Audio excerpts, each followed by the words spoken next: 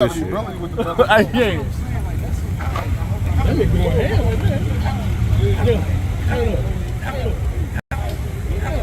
This is our call from God. That's right. I know it's something that you probably never heard in your life, but it's something that you must learn to do. You have to follow God, man. And Christ came to teach you in the flesh how to follow God. Right.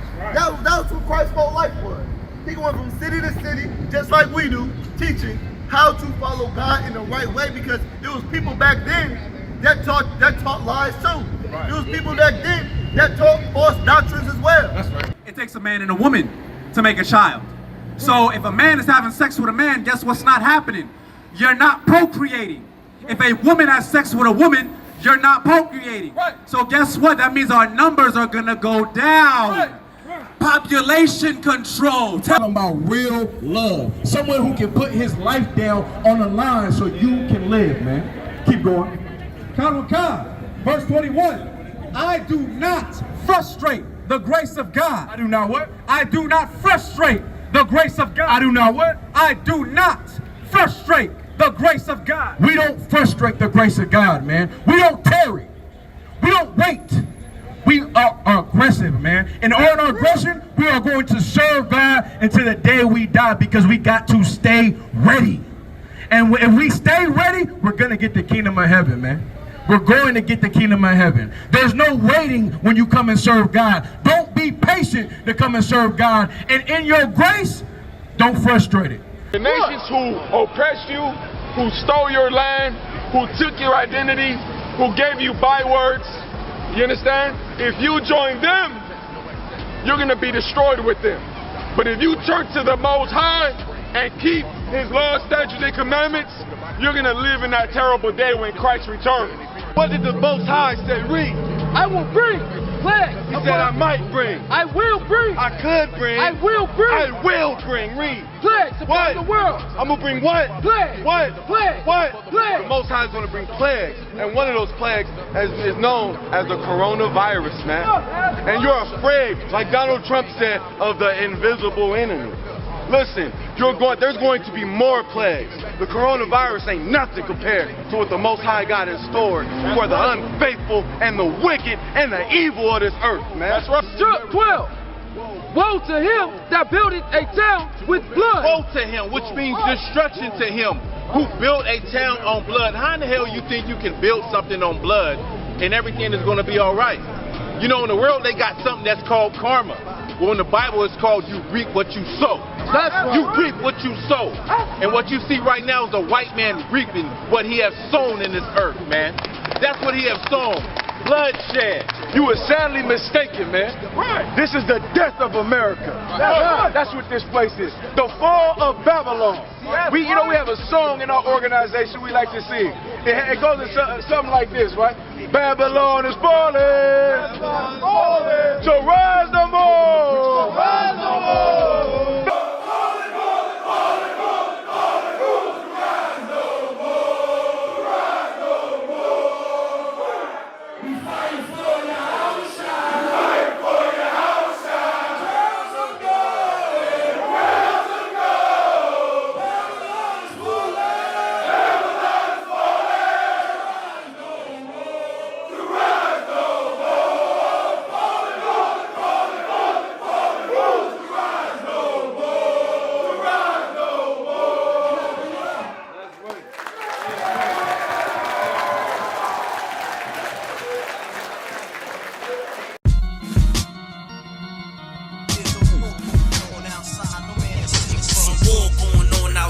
You in the crib, but the boy outside, I get it on outside. From the dusk to the dawn outside. So in the morning outside, I'm catching wreck when they drawing outside. Cause it's a war outside, my sword drawn outside. This Excalibur, your bladder be all outside. Cause it's a war outside, I get it on outside. You in the crib, but the boy outside, I get it on outside. And that's a definite, cannonball wrecking shit. Excellent, rhyme Barack and bombing like the president. I remain strong, King Kong with the prevalence. I show you exactly what we do, that's how I represent. Hardcore, heaven innocent. Chain on, hella bent, throwing all black when they spot me like the leopard print. Oh, I got the braids in, shades on, made men, cause we put in work to stop the earth until it caved in. Walk strong, talk heavy, hold my own. You rock solid when we bout to leave the sword and stone. Nigga, we warriors, hardcore, tracking the pride. To let the Hebrew speak, nigga, general eyes. And we talking super heavy, nigga, that's the surprise. With all scripture, street talk, word to Captain the God. Nigga, we blazing, ripping the mic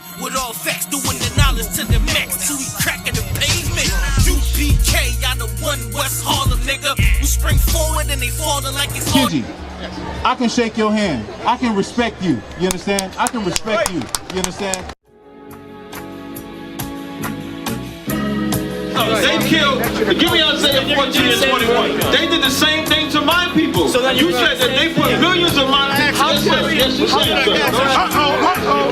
Should a murderer go to jail for murdering? Absolutely. Should a thief go to jail when he steals? Absolutely. Should a robber pay back the money he robbed? Absolutely. So why shouldn't the white man pay for what he did? That's right. That's right. One day you'll see just how it feels. Payback is a dog. It's a dog. Payback is a dog. It's a dog. Payback is a dog. It's a dog. Payback is a dog. It's a dog. I'm in a hell of a hole, was never expected to grow. Just obstacle set in the road, that a result of me selling my soul. The story I'm telling is cold, but yet it's what everyone knows. The white man's the devil is known. America was never our home. Only a place of captivity, save facility, hating, disfigure me. They claim that I'm lazy, be killing me. Maybe this slavery draining my energy. 400 years and counting. The trail of my tears is countless. Main fact that I'm here is astounding, but I can't wait till this shit is surrounded. Ready to tangle my king and the angels, be ready to rap. Cracking the sky, nuclear missiles will make it official. I'm capturing every cracker surviving. Put them all in chains where they need to be. Slavery for me. And let the whole world see that with them in the cage and safer in the streets. Put the dog on a leash. Get resolved for the beast. 144, get the ruler show, we could all be at peace. As soon as the trumpets are sound, your kingdom we busting it down. The only way justice is found, the time for your judgment is now. You'll see just how it feels. Payback is a dog. It's a dog. Payback is a dog. It's a dog.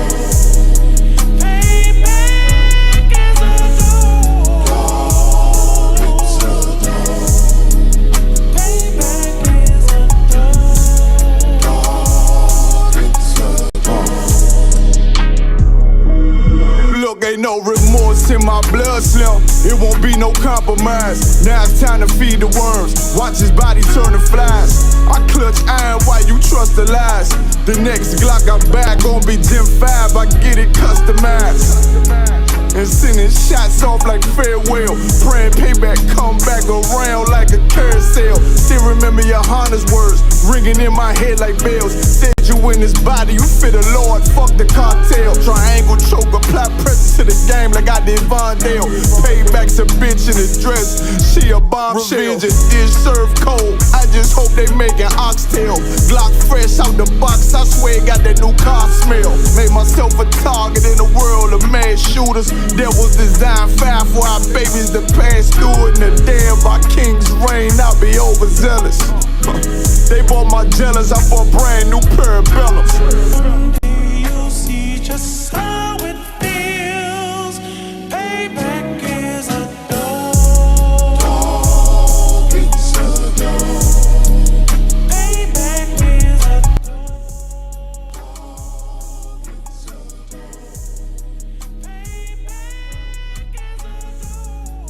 Hey, shalom. If you can hear me. Shalom, Israel.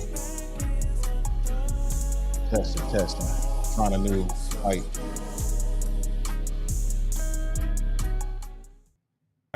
If you ain't here, give me a 1. If you can hear me. If my audio is coming through good. Is it up? Yeah, we good.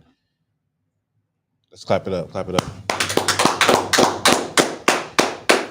Once again, this is the Law and History class. I'm Precinct Officer Tawaga Bar. We're going to review what we went over. Well, I'm gonna start a little bit. I think we was in Deuteronomy 28. I'm gonna start. We left off at like verse 14 or 15, right? And I'm going to start from there. And what we were doing was going through the curses. That's what we was doing, breaking down the curses, right? So we're gonna get into that.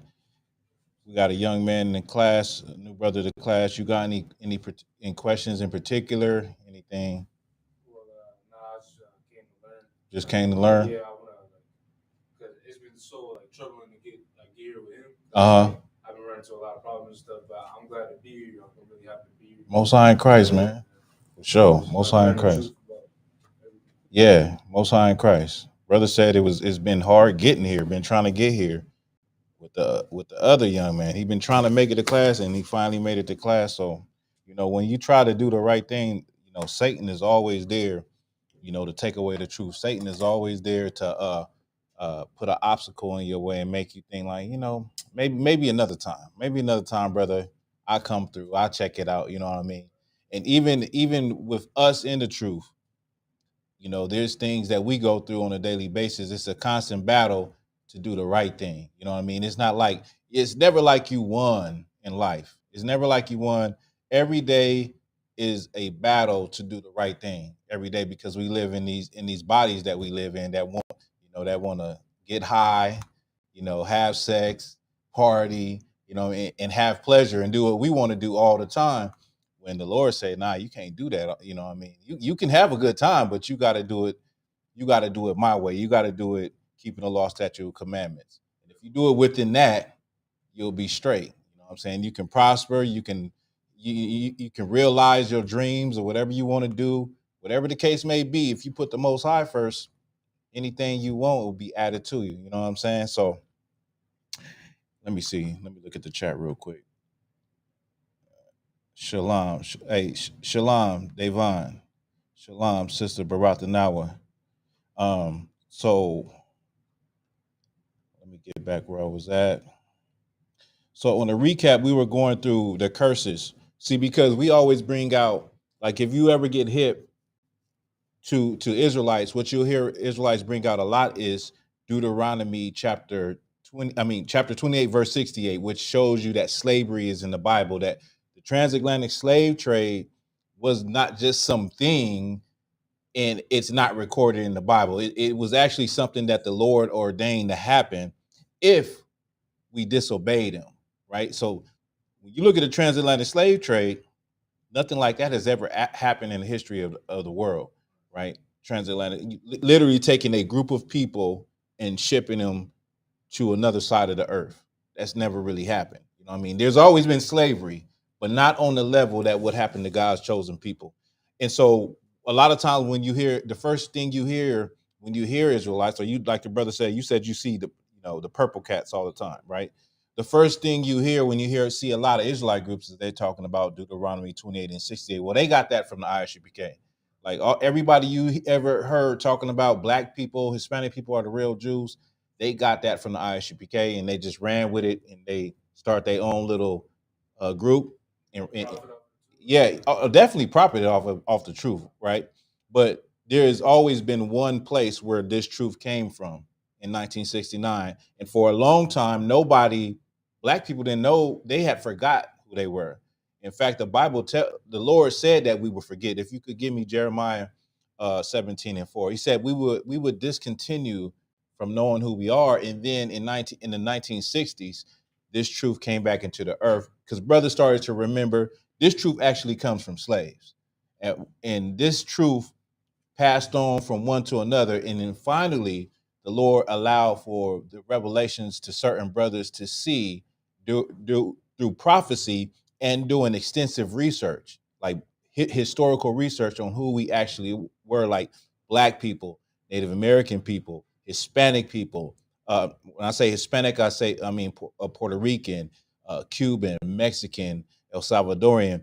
Guatemalan. These people, well, the brothers brought this out in the 60s before any actual real archaeology ever came out to actually substantiate what brothers were saying. Because people, they look for a sign. They don't want you to just say we God's chosen people. They want to see some evidence.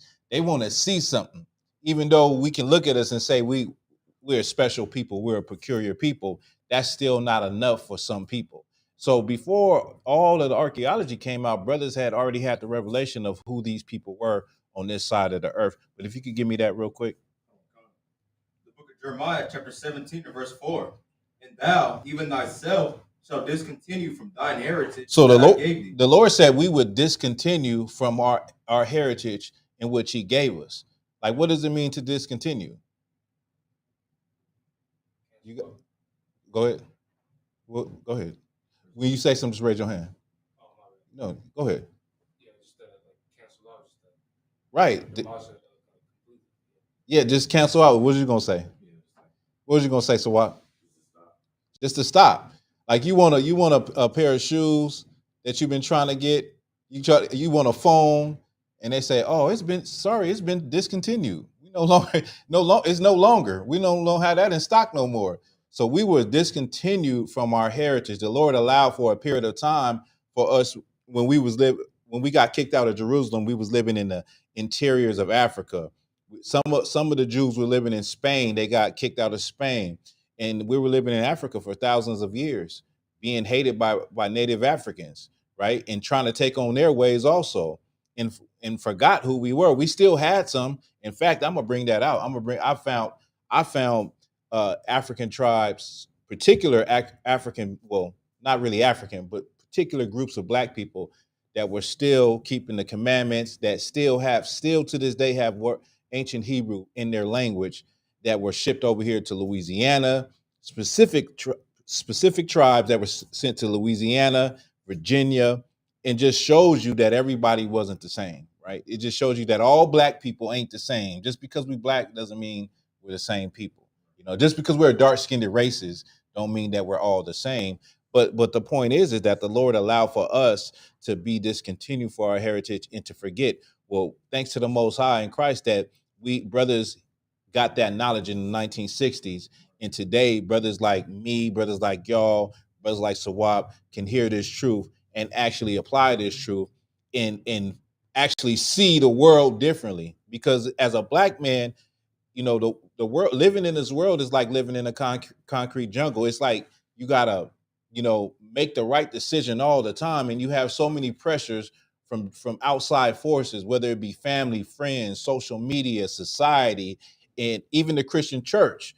And to have this truth is like having a sword, it's like having a armor.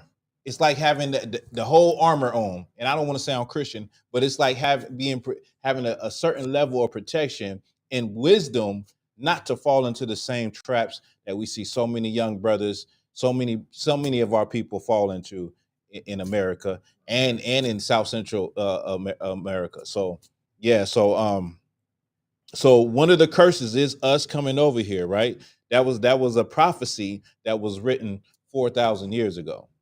So that's where we're at right now. We're in Deuteronomy 28, and we'll start at 14. All right, let me get there with you. Go ahead. Oh, when you get there. The book of Deuteronomy, chapter 28, verse 14. So just to recap, when we in the beginning from verse 1 to 14, is it 14? From verse 1 to 14, these is all the blessings and all the good things that would happen to us that if we kept the law, statute, and commandments as a people. You know what I'm saying? If we would have did what the Lord said, we would have got all of these blessings. And some of the blessings was us being blessed in our businesses, us being blessed. What are some of them? What are some of them, young man? Why am I saying it? You was here in class. What are some of the blessings? Body. Having children, prosper in the field, meaning you'll prosper in the city and in the field, meaning your business, your ranch, your farm, your cattle will have you have a lot of cattle And back then, having, like, if people don't know, the way that our people live was through agriculture. So if you had a lot of cattle, flocks, and sheep and goats and all of that, you were considered a rich person because that was money.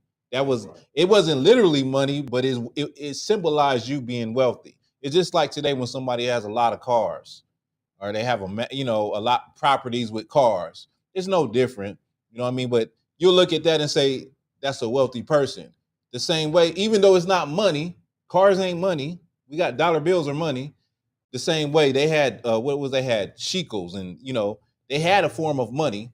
But if you saw a brother with flocks and he had sheep and he had land and his kids was healthy and he was just having all kind of kids, he was blessed, you would say that brother is, he's a prosperous man. You know what I'm saying? So it was a lot of things that the Lord said. If you follow this, you won't have to worry. You won't have to worry about where you're gonna get no food. You won't have to worry about none of that. But our forefathers didn't follow that. So we're going to start right here with the curses. If we didn't follow, what would happen? And then we're going to look at what we're going through today as a group of people. As Black, Hispanic, and Native Indian people, do these curses fit us? Because there's a people on the earth that say that they are God's chosen people. And these curses don't seem to fit them, but they do fit a certain group of people that is in the world today. All right, so let's go ahead. The book of Deuteronomy, chapter 28 and verse 14. Mm-hmm. And thou shalt not go aside from any of the words which I command thee this day, to the right hand or to the left, to go after other gods to serve them. So after he's telling you all the good things that would happen, he just remind you, don't observe and do everything I just said. Don't go to the right or the left. Stay on the straight and narrow path. There's many paths that you can go. I think the scripture I'm paraphrasing, it says, wide, broad is the path to destruction, but to life it's a straight and narrow path. Like when you just look at the world right now, there's so many things that's thrown at people, especially young people, that they don't know what path to take, right? It's so many paths you can take in life right now in this world in 2023, but there's only one way to the Most High. It's only one way to keep the law, statute, and commandments. That's really straight and narrow. It's straight and narrow. It's hard to see. It's hard to find because everything says do this, live like this, enjoy this. Oh, it's just Christmas. It's just your birthday. Man, go ahead and live it up. Go celebrate. It's so many things in our mind that we've seen our parents do, our grandparents do, that we think it's harmless. And then so the way we live in America has blurred the straight and narrow path. It's hard to find it. You know what I mean? Because there's so many paths in this this big forest, right? It's so many paths you could go. You know what I mean? And so the Lord said, don't go to the left or to the right. Do what I told you to do. It's like you tell your children to do what I told you to do. No, you're supposed to be going to the store. I didn't tell you to go over here and stop at Tommy's house. You're supposed to go straight there and come back. You don't do that. Now I got to punish you. So where we at? Verse 15? Verse 15.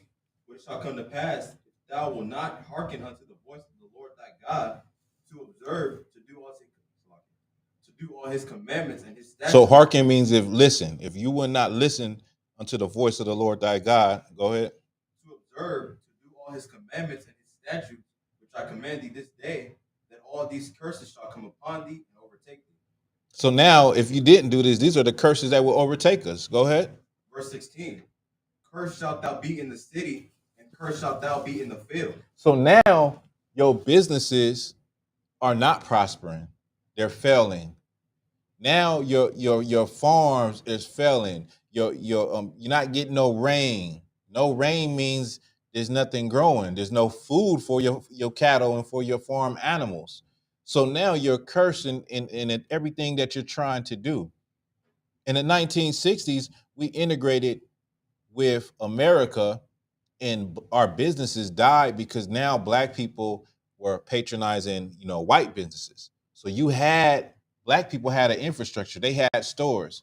The most famous one is Black Wall Street, and I said it last a week. Black Wall Street was built again. Like a lot of people don't know that they rebuilt Greenwood, right? But it died off because now integrating black people wasn't going to black people's businesses. They was going to white people businesses. So ain't no money coming in. Before, black people were just spending money with each other. You got a shoe shop, you sell apples, you make carpets, you got a bus line, you got this, and we're just spending money and it's just circulating within our community. Now it went out. But that was a curse. That's direct curse that we went through that we see now. You see black people saying, support black businesses. Now we cry about us not supporting each other. Meanwhile, we decided to integrate. We thought what was on the other side of the grass, the grass was greener on the other side, and now we're talking about support each other when we already had that. If we would have followed the law, statutes, and commandments, it was not easy. And you notice this is the cold part. Black people, this how you know the Bible is real. Where the Lord says that He wanted us separate from everybody, meaning we can't separate in America. When our forefathers got out of slavery, they couldn't go nowhere. They couldn't all hop on a boat and go back to where they thought they came from, but they wanted to be separate.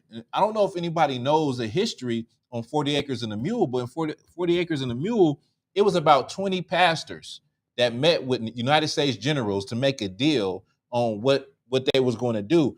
And they said they were going to give them 40 acres. This is like in the Carolinas, on the coastland. They was going to give them 40 acres, in a mule. But the pastor, the head pastor that was he was the leader of all of them. He said they didn't want to have to live by white people. They said we'll take it, but we don't want to be around white people. So give us some land where we're away from y'all, and we'll be self-sufficient within years. Now, flashback to the early 1900s where black people, they called it the Roaring 20s, when black people in Harlem was doing good. They used to call Harlem Jerusalem. Black people in Harlem was doing good. You had the people in Tulsa, Oklahoma. You had a town called Slocum, Texas. You had a place called Weeksville in New York. Black people was doing good when they was separated. When they looked at white people like, white people don't like us. We just gonna do our thing. They ain't messing with us. They didn't know the Bible though. They didn't know that the Lord wanted us to be separate. But even though they didn't know that, they still was prospering when they was separate. Now, when Martin Luther King brought us together to integrate, then everything went downhill. Everything went downhill. Another thing is when they do the statistics and they go back and they look and they pull the census records, black people or black children, or should I say 5 out of 6 black children grew up in 2-parent homes from slavery until the 1940s. So all the talk about, slavery messed our family up. No, our families was doing good. What really destroyed our family was integration in the welfare state. Because once the welfare state came, now you depended on them, and now you're incentivized to not go to work. You know what I'm saying? And so from the 60s on, we went downhill, right? But from slavery on up, we was in 2-parent homes. We was doing good. We had black businesses. We had all that going for us, right? And that just shows you that what the Lord said is what He wants. And even then, even though we didn't even know it, we was Christians. We was Christians, but we were separate from white people, and we prospered in our separation. You know what I'm saying? I just had to bring that out. But go ahead. Verse 17. Mm-hmm. Cursed shall be thy basket and thy store. Now you won't have enough to eat. You won't have any food, any bread to eat. Now you're struggling, right? Now you on the streets. Now you begging. Now you robbing. Now you stealing. And that even comes on to today, in today's times. Brothers is out in the streets like, I got to get mine. I got to do what I got to do. I got to hit this lick. You know what I'm saying? Especially when the holidays come around, black people be pressed. They be doing scams. They be robbing. They be doing home invasions, because they feel like they got to do this, not even knowing the Lord is against holidays. We ain't even supposed to be celebrating holidays. But the point is that we don't have enough to eat. So now we got to go to another people to say, can you help me? We got to go to a food bank, say, can you help me? You know what I'm saying? That is our life in America. We got to do something to supplement the money that we do get because it's not enough. You know what I mean? For the whole month. Go ahead. Verse 18. Cursed shall be the fruit of thy body, and the fruit of thy land, the increase of thy kind, and the flocks of thy sheep. So now everything is cursed. Your children. You're not having children like you used to have children. Now your flocks is not having babies. You know what I mean? Your cattle and all that. This is your money. This is how you flip your bread. You know what I mean? This is what sustains you. Now you're not, your children sustain you. People look at people bad, look down on people now if they have a lot of children. Back in them days, our people had a lot of children. You go back to the 1900s, you go to slavery, our people had big families. And a big family means that you got a lot of help. You got a lot of brothers and sisters. Somebody mess with you, you got a lot of help. If you're a father and you're trying to do something for your family and run a business, you got a lot of help. You know what I mean? A big family is that's something that's a blessing. You know what I mean? What the Bible say that, I can't even say the scripture where it's where one or more is gathered. Now that's the wrong one. It's the one where two are strong. It's in Ecclesiastes. Two are strong, but a threefold can't be broken. Meaning like two people are strong. Now add one more person to those two people. They're even stronger. Now add 10 of them. You know what I mean? They're even stronger because everybody can help each other. One person fall, another person can pick them up. And that's how it will be with a big family. But now we don't have big families. Now we're under this curse and this frame of thought that, I ain't trying to have a lot of kids. Now you got it where women don't even say, I ain't trying to, I gotta do my career. I'm gonna go to school, I'm gonna do the career, and then I'll have kids. But then it's too late when they're ready to have kids. So now they damn near going 40, damn near going 50, looking at all their friends that had kids when they was in their 20s and 30s, like, damn, I wish I would have had a kid. But the society got our people even thinking that way, like, damn, you see how many kids you got? You got 5 kids. You got 6 kids. You got, like, it's like a shame to have a big family. I don't, you know what I'm saying? It's like, but that's a curse, man. That's a curse because the Lord intended for us to be fruitful and multiply, right? So it's a curse to even think that way. Like, all I need is 1 kid. All I need is 2 kids. Even people with 1 kid, you hear them say, yeah, I'm trying to, have another kid. They want a brother or a sister. You know what I'm saying? Like, so at the end of the day, man, your children can be a help to you. Your children can be a real help in a defense in a time of trouble, right? What you have found the scripture? Oh, go ahead and read it. The book of Ecclesiastes, chapter 4, and verse 12. And if one prevail against him, 2 shall withstand him, and a threefold cord is not quickly broken. Mm-hmm. That's what I was just saying. Like, when it comes to no. Read it. Go up 1, and then read it. I don't know. What's the verse again? Is it 12? 4 and 12. 4 and 11. The book of Ecclesiastes, chapter 4, and verse 11. Mm-hmm. Again, if 2 lie together, then they have heat. But how can one be warm alone? So if 2 people lie together, they have heat, right? They can warm each other up. Go ahead. Verse 12. And if one prevail against him, 2 shall withstand him, and a threefold cord is not quickly So broken. if somebody come up against you to fight you or whatever, 2 people is better than 1. And then a threefold cord, kind of like a rope. It's giving a metaphor of a rope, but it's talking about people. It can't be what? It can't be broken. It can't be broken. You know what I mean? Just means you're stronger in numbers. You're stronger. Like, we have this mindset that we're individuals in the Black community. Like, we've grown to be like individuals. Like, what's mine is mine. Like, I ain't trying to do nothing with nobody else. I'm trying to be on my, you know what I'm saying, on my own, on my solo bolo. I ain't really, you know what I mean? But not knowing that you're stronger with your brothers. You're stronger with your family. You're stronger with people that are down for you. You know what I'm saying? Especially in this truth, we strong as hell. we're strong as that. We walk into a place and we just strike fear in everybody, but we're the most humble brothers ever. You know what I'm saying? If you just like, but it's just this thing when they see the fringes, they see, they see the leather, they see the boots, and they're like, damn, what is y'all what's going on? Like, y'all, what's about to happen? Like, nah, brother, we come in to have a drink. We come in to have a good time like you. You know what I mean? But it's a spirit that is on the brothers, and that's through the Most High in Christ in the ISUPK. It's a spirit on us. But the point is, well, I don't want to lose my thought. The point is that you're stronger, right, with more. So there's nothing wrong with having a lot of children. Children would be a defense and a help in a time of trouble.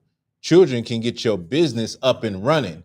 And it also can be something you can pass on to your children, and they can pass on to their children, right? Where we at? Verse 19, go ahead. The book of Deuteronomy, chapter 28, and verse 19. Cursed shalt thou be when thou comest in, and cursed shalt thou be when thou goest out. Yeah, so you just be cursing everything. You'll fail at everything. You'll be a failure at everything. You'll be a loser, a sore loser at everything. Keep reading. Verse 20. The Lord shall send upon thee cursing, vexation, and rebuke, in all that thou settest thine hand unto for to do, until thou be destroyed, and until thou perish quickly, because of the wickedness of thy doings, whereby thou hast forsaken me.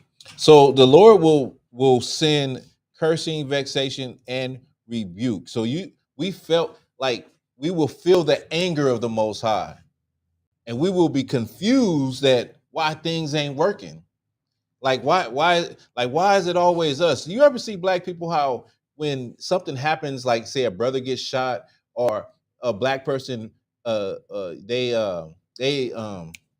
experience racism for the first time, they just be so confused and lost, like they don't know why is this happening to them, like.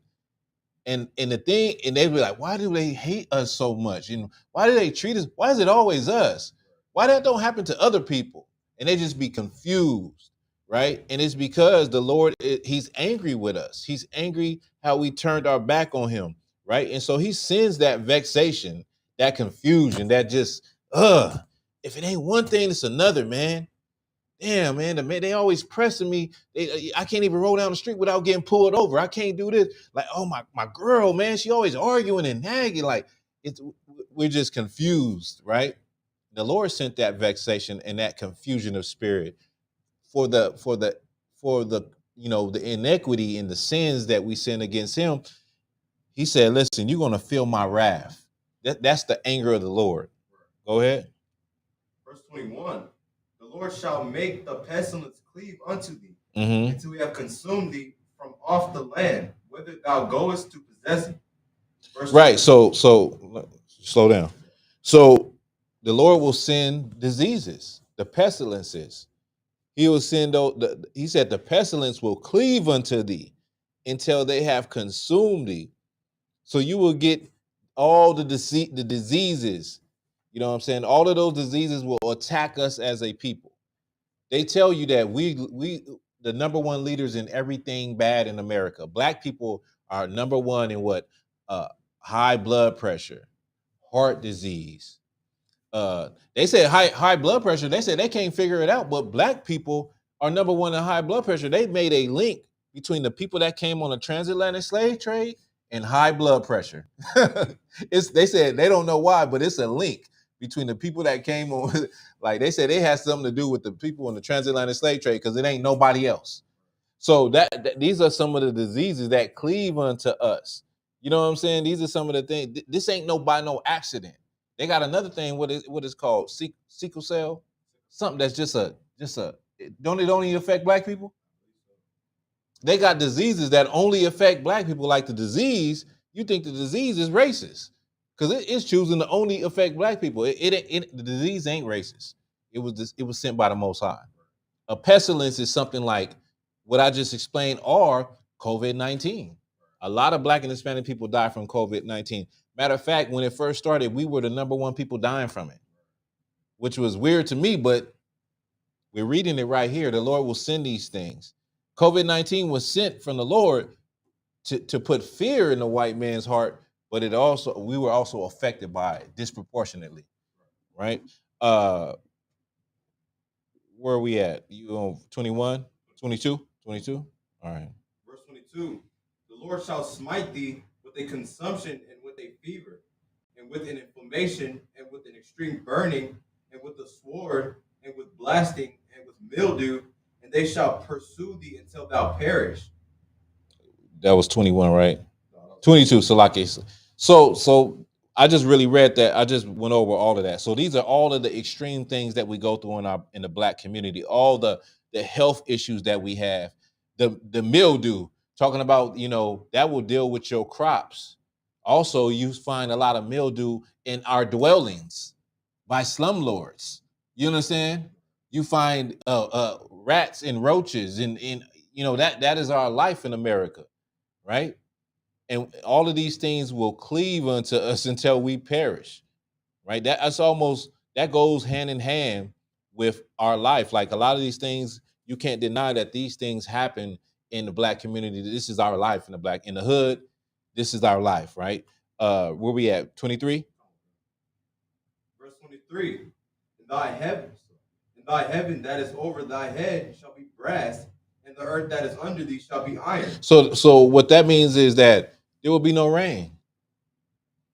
Give me the precept where it talks about opening up the windows of heaven and there be a blessing. I think it might be Malachi.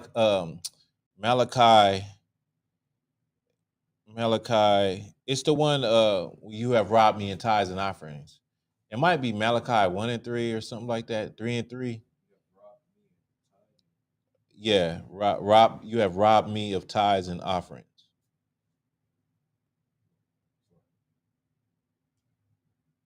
The brother said, Kasharwan says, it's like that with Hispanics too. We always wondering why things happen to us, and it's in plain sight to see that the Lord is punishing us. Right. We be so confused, we be so confused. Like, why is this only happening to me? You know what I'm saying? And feeling self-pity. Listen, don't ever feel self-pity for yourself. Don't ever get in the mindset of, feeling sorry for yourself. Like, why it always happen to me? Don't ever do that. Don't ever do that. That is weak. Don't be in that mindset. Don't be in that mindset. That's a Christian mindset to be in. You know what I'm saying? Instead, look at it as though take it with gladness. Matter of fact, what's that scripture? Let me see. Hold on.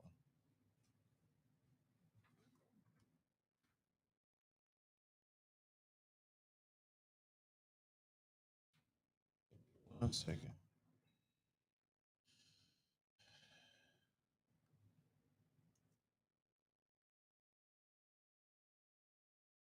You find it yet? After that, give me Ecclesiastes 2 and 4. Ecclesiasticus 2 and 4. Go ahead, read it. The book of Malachi, chapter 3 and verse 8. Will a man rob God? Yea, ye have robbed me.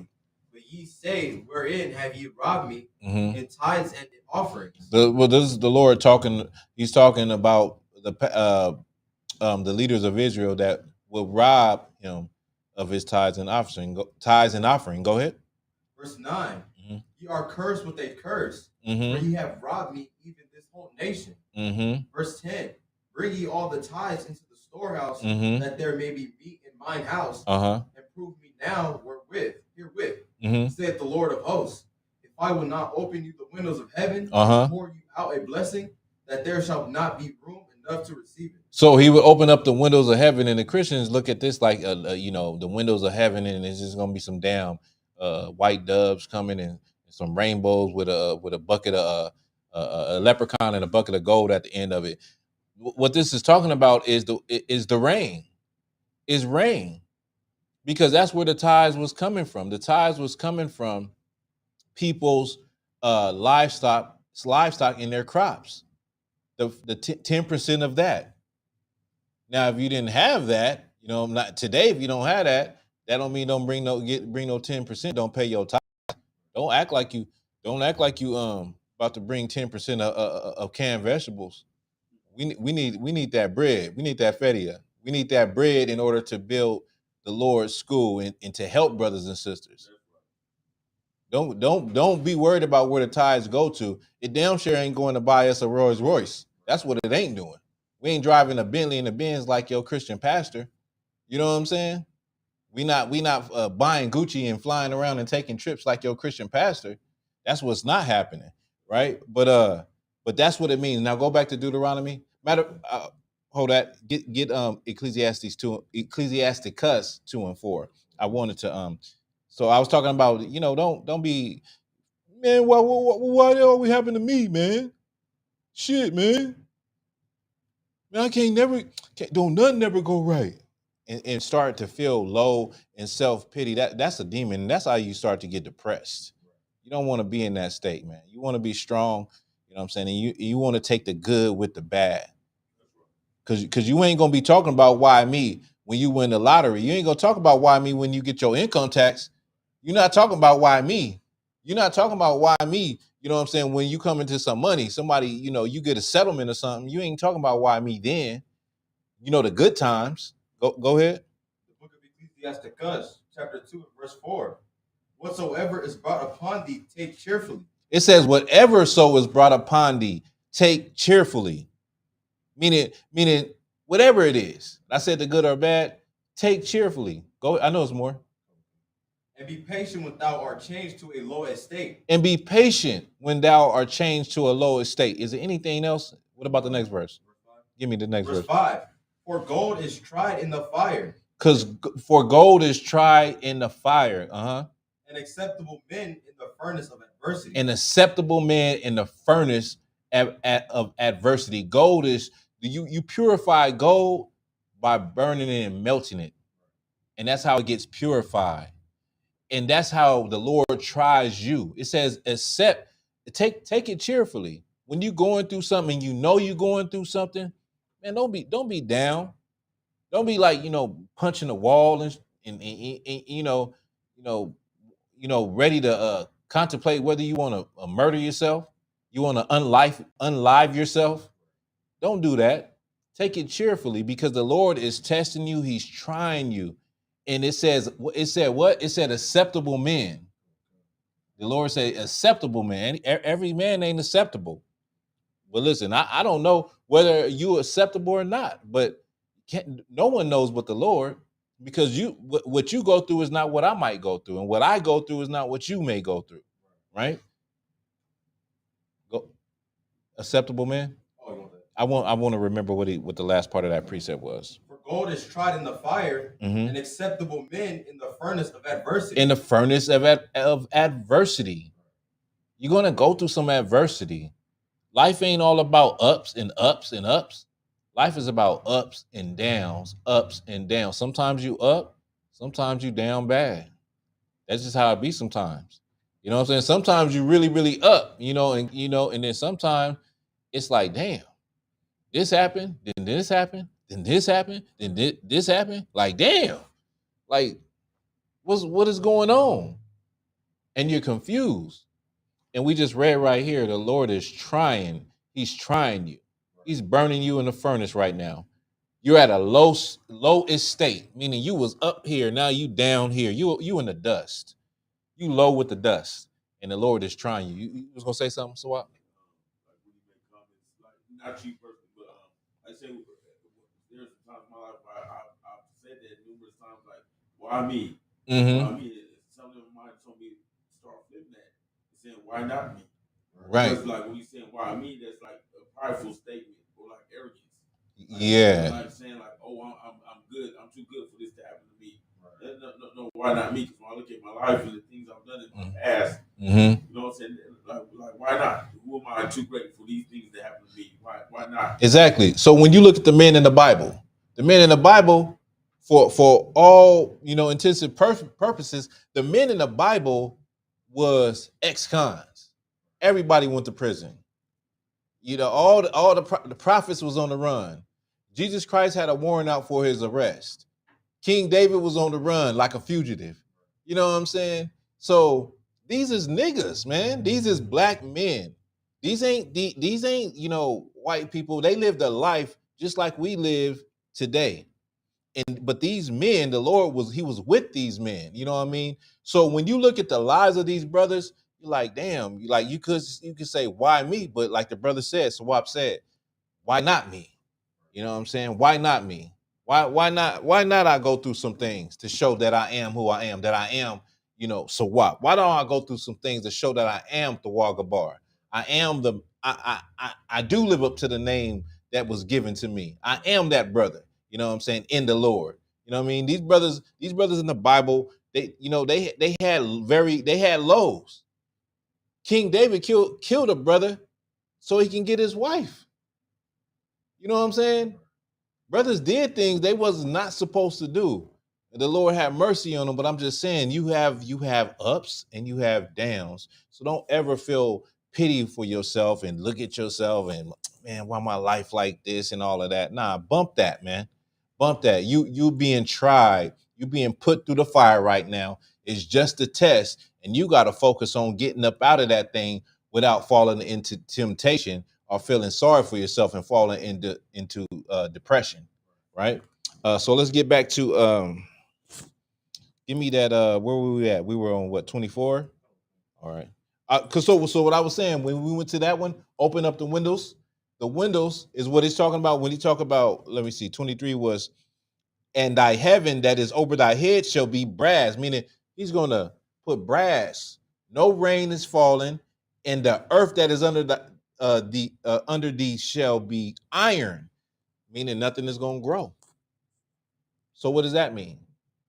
Famine. It's gonna be hard to get something to eat. You know what I mean? And this is a curse that he was gonna send upon the people. Go ahead. Verse 24. The Lord shall make the rain of thy land powder and dust. From heaven shall it come down upon thee until thou be destroyed. That's just a famine. Keep reading. Verse 25. The Lord shall cause thee to be smitten before thine enemies. Thou shalt go out one way against them and flee 7 ways before them. Now, earlier in the blessings, it said that when your enemies would come towards you, they would come in one way and they would flee 7 ways, meaning you would defeat your enemies. Now you the one getting defeated.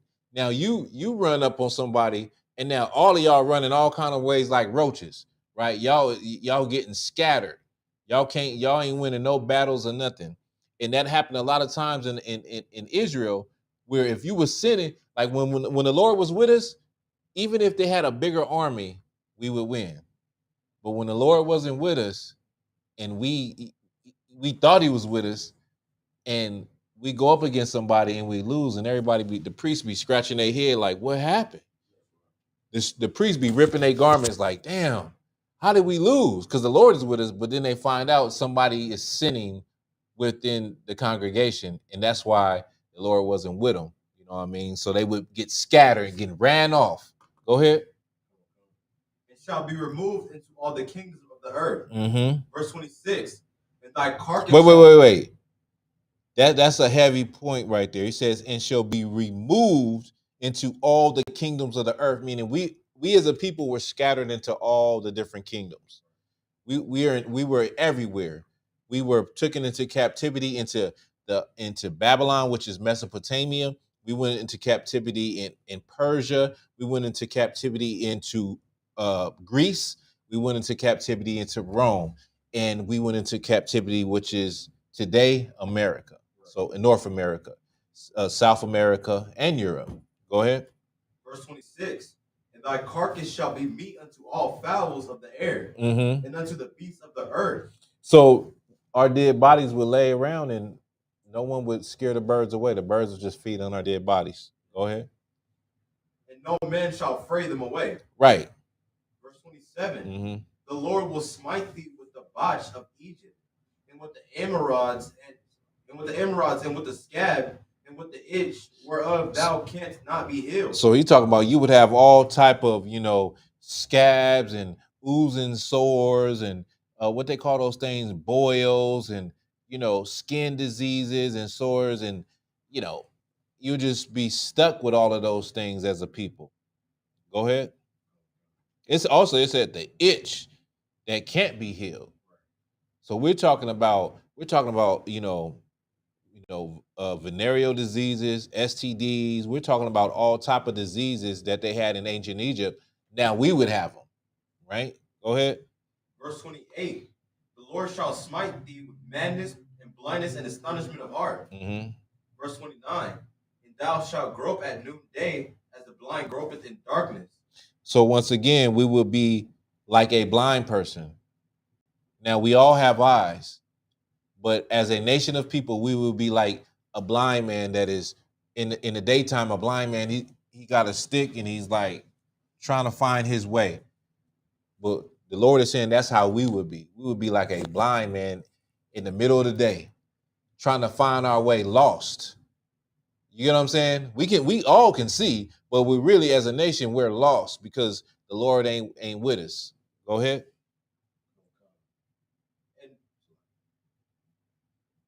And thou shalt not prosper in thy ways, and thou shalt be only oppressed and spoiled evermore, and no man shall save thee. Mm-hmm. 30. Thou shalt betroth a wife, and another man shall lie with her. Thou shalt build an house, and thou shalt not dwell therein. Thou shalt plant a vineyard, and shalt not gather the grapes thereof. So you would be with a woman, and another man would lay with her. Another man would rape her, right? You would build a house, but you wouldn't live in the house. We built America, but we don't reap the benefits of America. We built this house, but we don't live in the house. We live outside the house. You'll build a vineyard. A vineyard is a farm, a grape vineyard, right? But you don't get to eat of it. Hispanic people are working in the fields right now. They be working overnight. What's that, Kern County?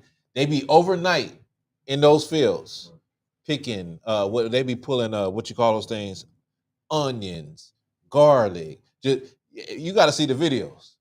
They be like this, brother. Put in the bag. Put in the bag. 12 hours. They pick the grapes, the lettuce, the strawberries, the cucumber, everything, right? But they don't get to reap the benefits of that. You know what I'm saying? We picked the cotton. We didn't get to reap the benefits of cotton. You know what I'm saying? But America did. America reaped the benefits of cotton. They became a world superpower because of it. They got rich, got a super military, and became the world superpower because of the free labor that they were built on. The free labor capital. Imagine if you could have somebody work for you for free. They build you a house for you ain't got to pay them no wages. Wouldn't that be nice? Wouldn't that be sweet? Like, damn, that's what that we didn't get to reap none of the benefits of the things that we did. This was a curse. Go ahead. Verse 31. Thine ox shall be slain before thine eyes, Mm-hmm. and thou shalt not eat thereof. Your ox will be slain before your eyes, and you done raised the ox. You done raised it from a little baby, fed it all that, and they kill it in front of you, cook it, ribs, beef, whatever. You don't get to eat none of it. They cut out the guts and give you the guts. That's where a lot of soul food comes from. Give you the stuff that don't nobody want. Where the hell you think chitlins come from? Why are black people cooking pig intestines? Why black people cooking and think that's like a delicacy in the holidays in a black household, right? That's because that's what the only thing you could get. That's the only thing that they would give you. But the point is that you would literally raise these animals and not even get to taste them. Yeah, kill it right in front of you, eat it, cook it, barbecue it, and you just smelling it, mouth watering. You eating some sweet potatoes, you know what I'm saying, and some chitlins. You ain't gonna get none of that beef though, none of that chicken though. You know what I'm saying? Not even the pig meat. You get the pig intestines and guts and the feet, pig feet. You know what I'm saying? Not saying that we should because pig is an unclean animal, but I'm just saying to make the point. Go ahead. Thine ass shall be violently taken away from before thy face. Mm-hmm. It shall not be restored to thee. Now, your donkey be violently stolen. Your donkey be taken from you and not restored. Like somebody rob you, steal something from you, you don't get it back. Right? Go ahead. Thy sheep shall be given unto thine enemies, and thou shalt have none to rescue them. Mm. Verse 32. Thy sons and thy daughters shall be given unto another people, and thine eyes shall look and fail with longing for them all the day long. So your sons and daughters will be, taken away from you and given to another people. And that's what happened when we came over here on slave ships. Our sons and daughters were given to another people. Families were ripped apart. They did this every new year. Every new year, they had an auction. Every new year, you didn't know what was going to happen because your father could get sold away, your sister could get sold away, or your mother could get sold away. But in this case, people's children always got sold away. They had a story where a sister, this is a real story where a sister had, every time she would have the baby, she would get to nurse the baby for about 5 to 6 months, and the slave master would take her baby and sell it. For 3 times this happened. And on the 4th time, the sister killed the baby before he could take the baby and sell the baby, right? And he beat the hell out of her because he knew that she had killed the baby. But this is the type of cruelty that happened to us. And this cruelty was a tribute to the fury of the Most High against us. That somebody will literally take your children, and you'll never see them. You have stories of slaves meeting a woman later on in life, having sex with her, and then find out that is his mama because he was taken from his mama when he was a little boy. You have stories like this because that's how our families were pulled apart, broken apart during the plantation days, right? So this is something that actually happened. Go ahead. Verse 33, the fruit of thy land and all thy labors shall a nation which thou knowest not eat up, and thou shalt be only oppressed and crushed all ways. Yeah, so the fruit, so the labor that you put in, like I brought that out about the cotton, the sugar cane, the tobacco, all of that labor that we put into, we didn't reap none of the benefits, and we still get treated bad. We get mistreated. You can't even bring up slavery without some white person getting angry and saying, "Why in the hell are you bringing that up? I wasn't a slave master. You wasn't a slave." You understand? You can't even talk about it. You damn near can't even talk about the oppression that happened to black people every day. Police brutality. You can't even damn near bring up without them getting upset and saying, "Oh, you're playing the victim card." Hey, buddy, you didn't get shot by the police. Go ahead. Verse 34, so that thou shalt be mad for the sight of thine eyes which thou shalt see. Verse 35, the Lord shall smite thee in the knees and in the legs, and a sore botch that cannot be healed. So the things that you would see will make you go insane. These things that happen to us will make us, be psychologically damaged. Like these are traumatic things that happen to us. When you look at our history, that's traumatic. If 9/11 was traumatic, then why 400 years of slavery ain't traumatic? If 6 years of the Holocaust is traumatic, then why isn't 400 years of slavery and oppression traumatic? These are traumatic, brutal things that will make a people, go insane or have issues that are not really dealt with. No one thinks you got a problem. They don't even look at black people like they got mental health issues. They look at it like you're just a criminal. Something wrong with them. You know how many brothers the police kill and there's something actually wrong with the brother? He's not a criminal. He's not threatening. He's just not all there. But you're looked at as a criminal. That's the first thing they look at you as. They don't even diagnose you and see like maybe you have some mental issues. Maybe there's some mental health issues we got to work with you on. They just look at you like you just some black gorilla that is gonna rip the police arms off and break his neck and just you're just a danger to society. You know what I mean? And they shoot first and ask questions later when it comes to us, right? Where are you at? Go ahead. The Lord shall smite thee in the knees and in the legs with a sore botch that cannot be healed. From the sole of thy foot. A botch is or a boil that can't be healed, right? Go ahead. From the top of your head, what would you say? From the sole of thy foot unto the top of thy head. Mm-hmm. That was that one thing. That was monkeypox.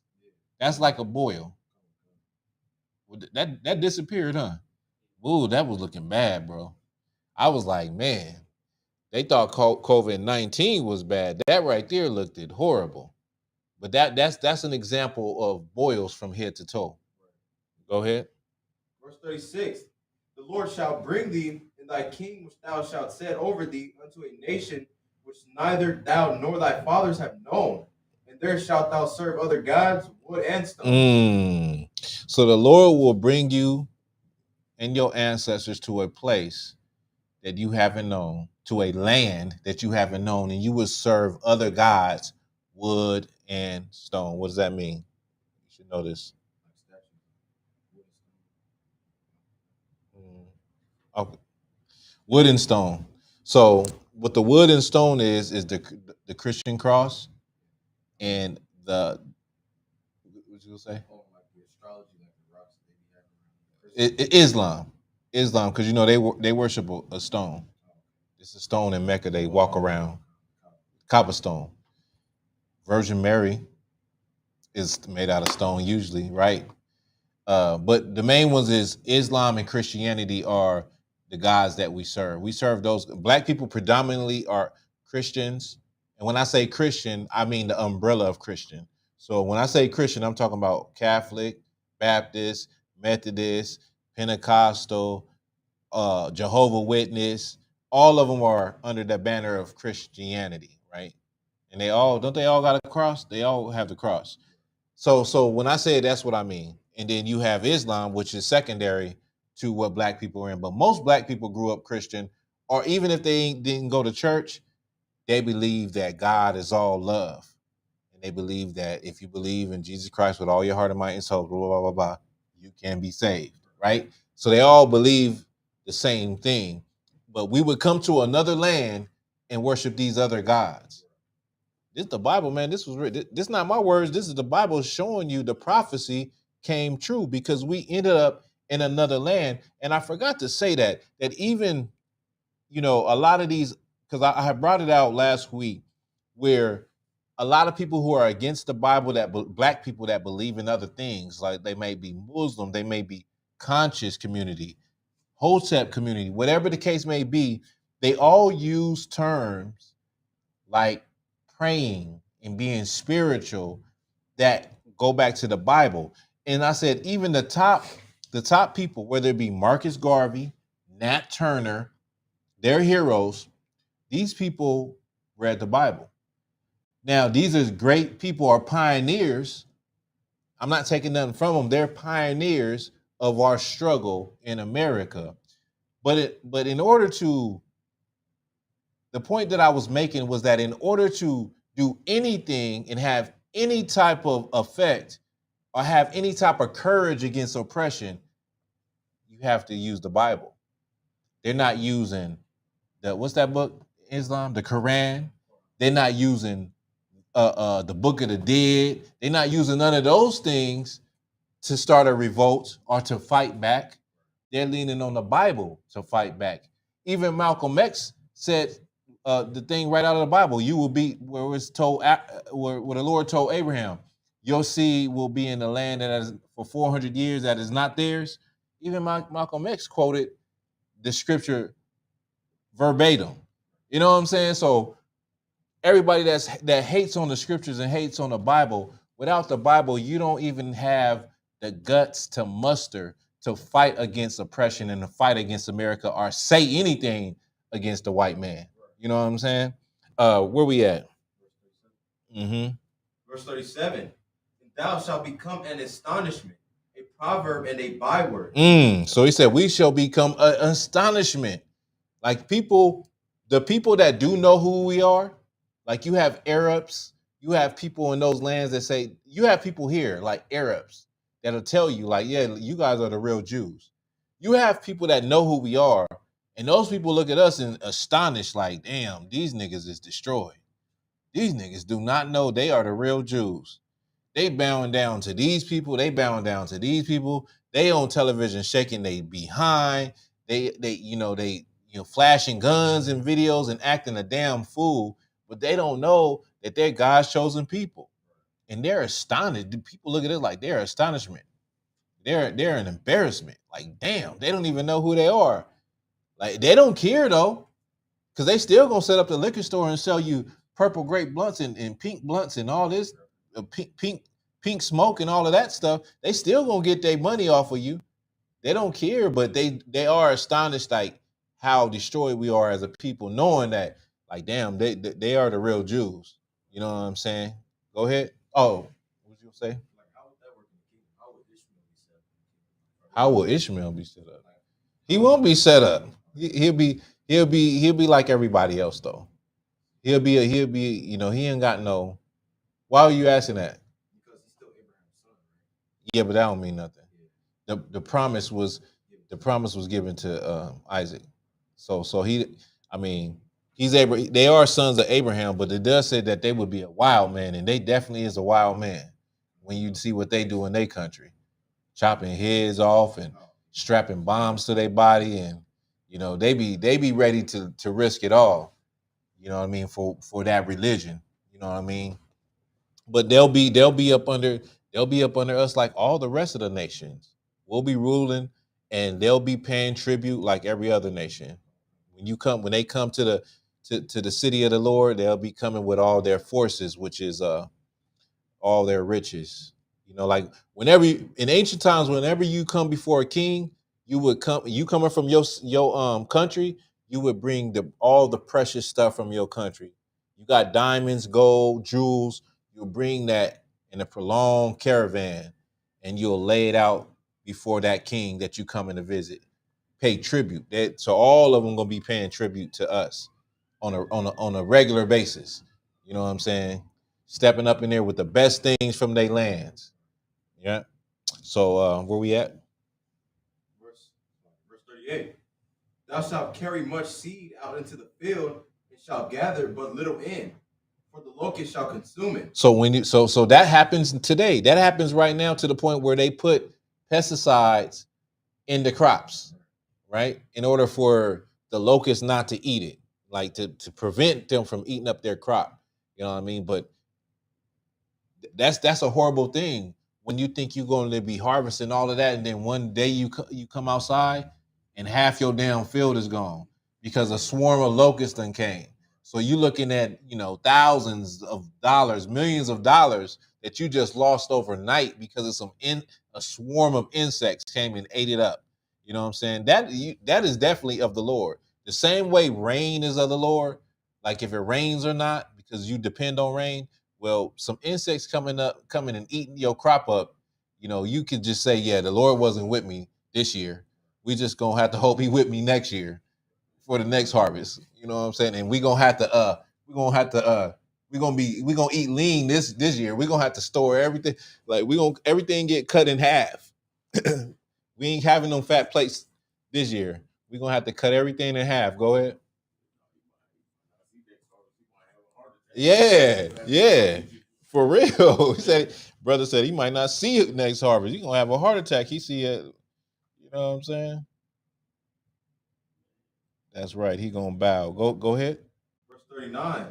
Thou shalt plant vineyards and dress them, but shalt neither drink of the wine nor gather the grapes.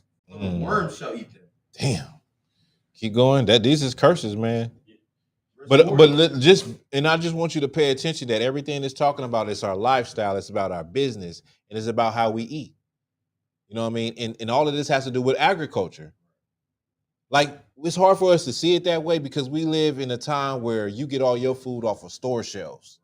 You go to a grocery store and you expect for that cereal to be there. You expect for them rice and beans. You expect for those things to be at the supermarket. But all of that stuff comes from fields. And if rain don't come and locusts come, you know what I'm saying? Like, it won't be no food on the shelves. Like, we don't really realize how fragile the society we live in really is. Like, the Lord can shut this down overnight. This could be shut down real quick because people you see what happened in COVID-19. People was fighting up for toilet paper. It was no toilet paper. Like, I was like, damn, but I was tripping. Like, why is it toilet paper though? Why it ain't food? Why are y'all tripping over toilet paper? Because you ain't gonna be having nothing to wipe if you ain't eating. You got to get the food first in you, right? What you need the toilet paper for? You know what I'm saying?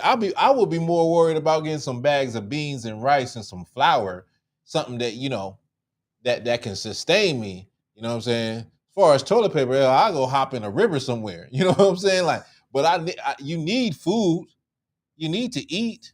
You need fresh water. You know what I'm saying? Like y'all, they was worried about the wrong things. But the thing is like we live in such a fragile society, man, because everybody's dependent on a grocery store. But our lifestyle is really agriculture. That's what's going to happen when Christ returns. We're going to go back to agriculture. That's going to be, how we survive. And listen, I feel like I should have a ranch and I should have some goats and I should, I wouldn't mind having a ranch. I wouldn't mind having a ranch right now. Some chicken, literally you got everything to sustain you. You got a garden. You got your cows, your goats, your chickens. You know what I'm saying? Probably some guard dogs, for the wolves or whatever. And then you got your guard. You got everything you need, self-sufficient. The rainwater that falls from the sky, you can filter that. You can make a filter system to filter that and get fresh water. But the point is that we're supposed to live like that. But the white man cordon off everything, section off the world, won't allow you to live off the grid. In some cities, they won't even allow you to collect rainwater or have a garden. You know what I'm saying? You said here? Yeah, it's illegal. Yeah, but that will be our life. And I'm just showing you this is what it would be. This is agriculture right here. All the things it's talking about your crops, your vineyard with your grapes that make your wine. You know what I mean? Your strong drink, your children.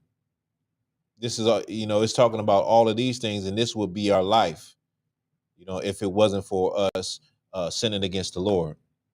Go ahead. Verse 41. Thou shalt beget sons and daughters, but thou shalt not enjoy them, for they shall go into captivity.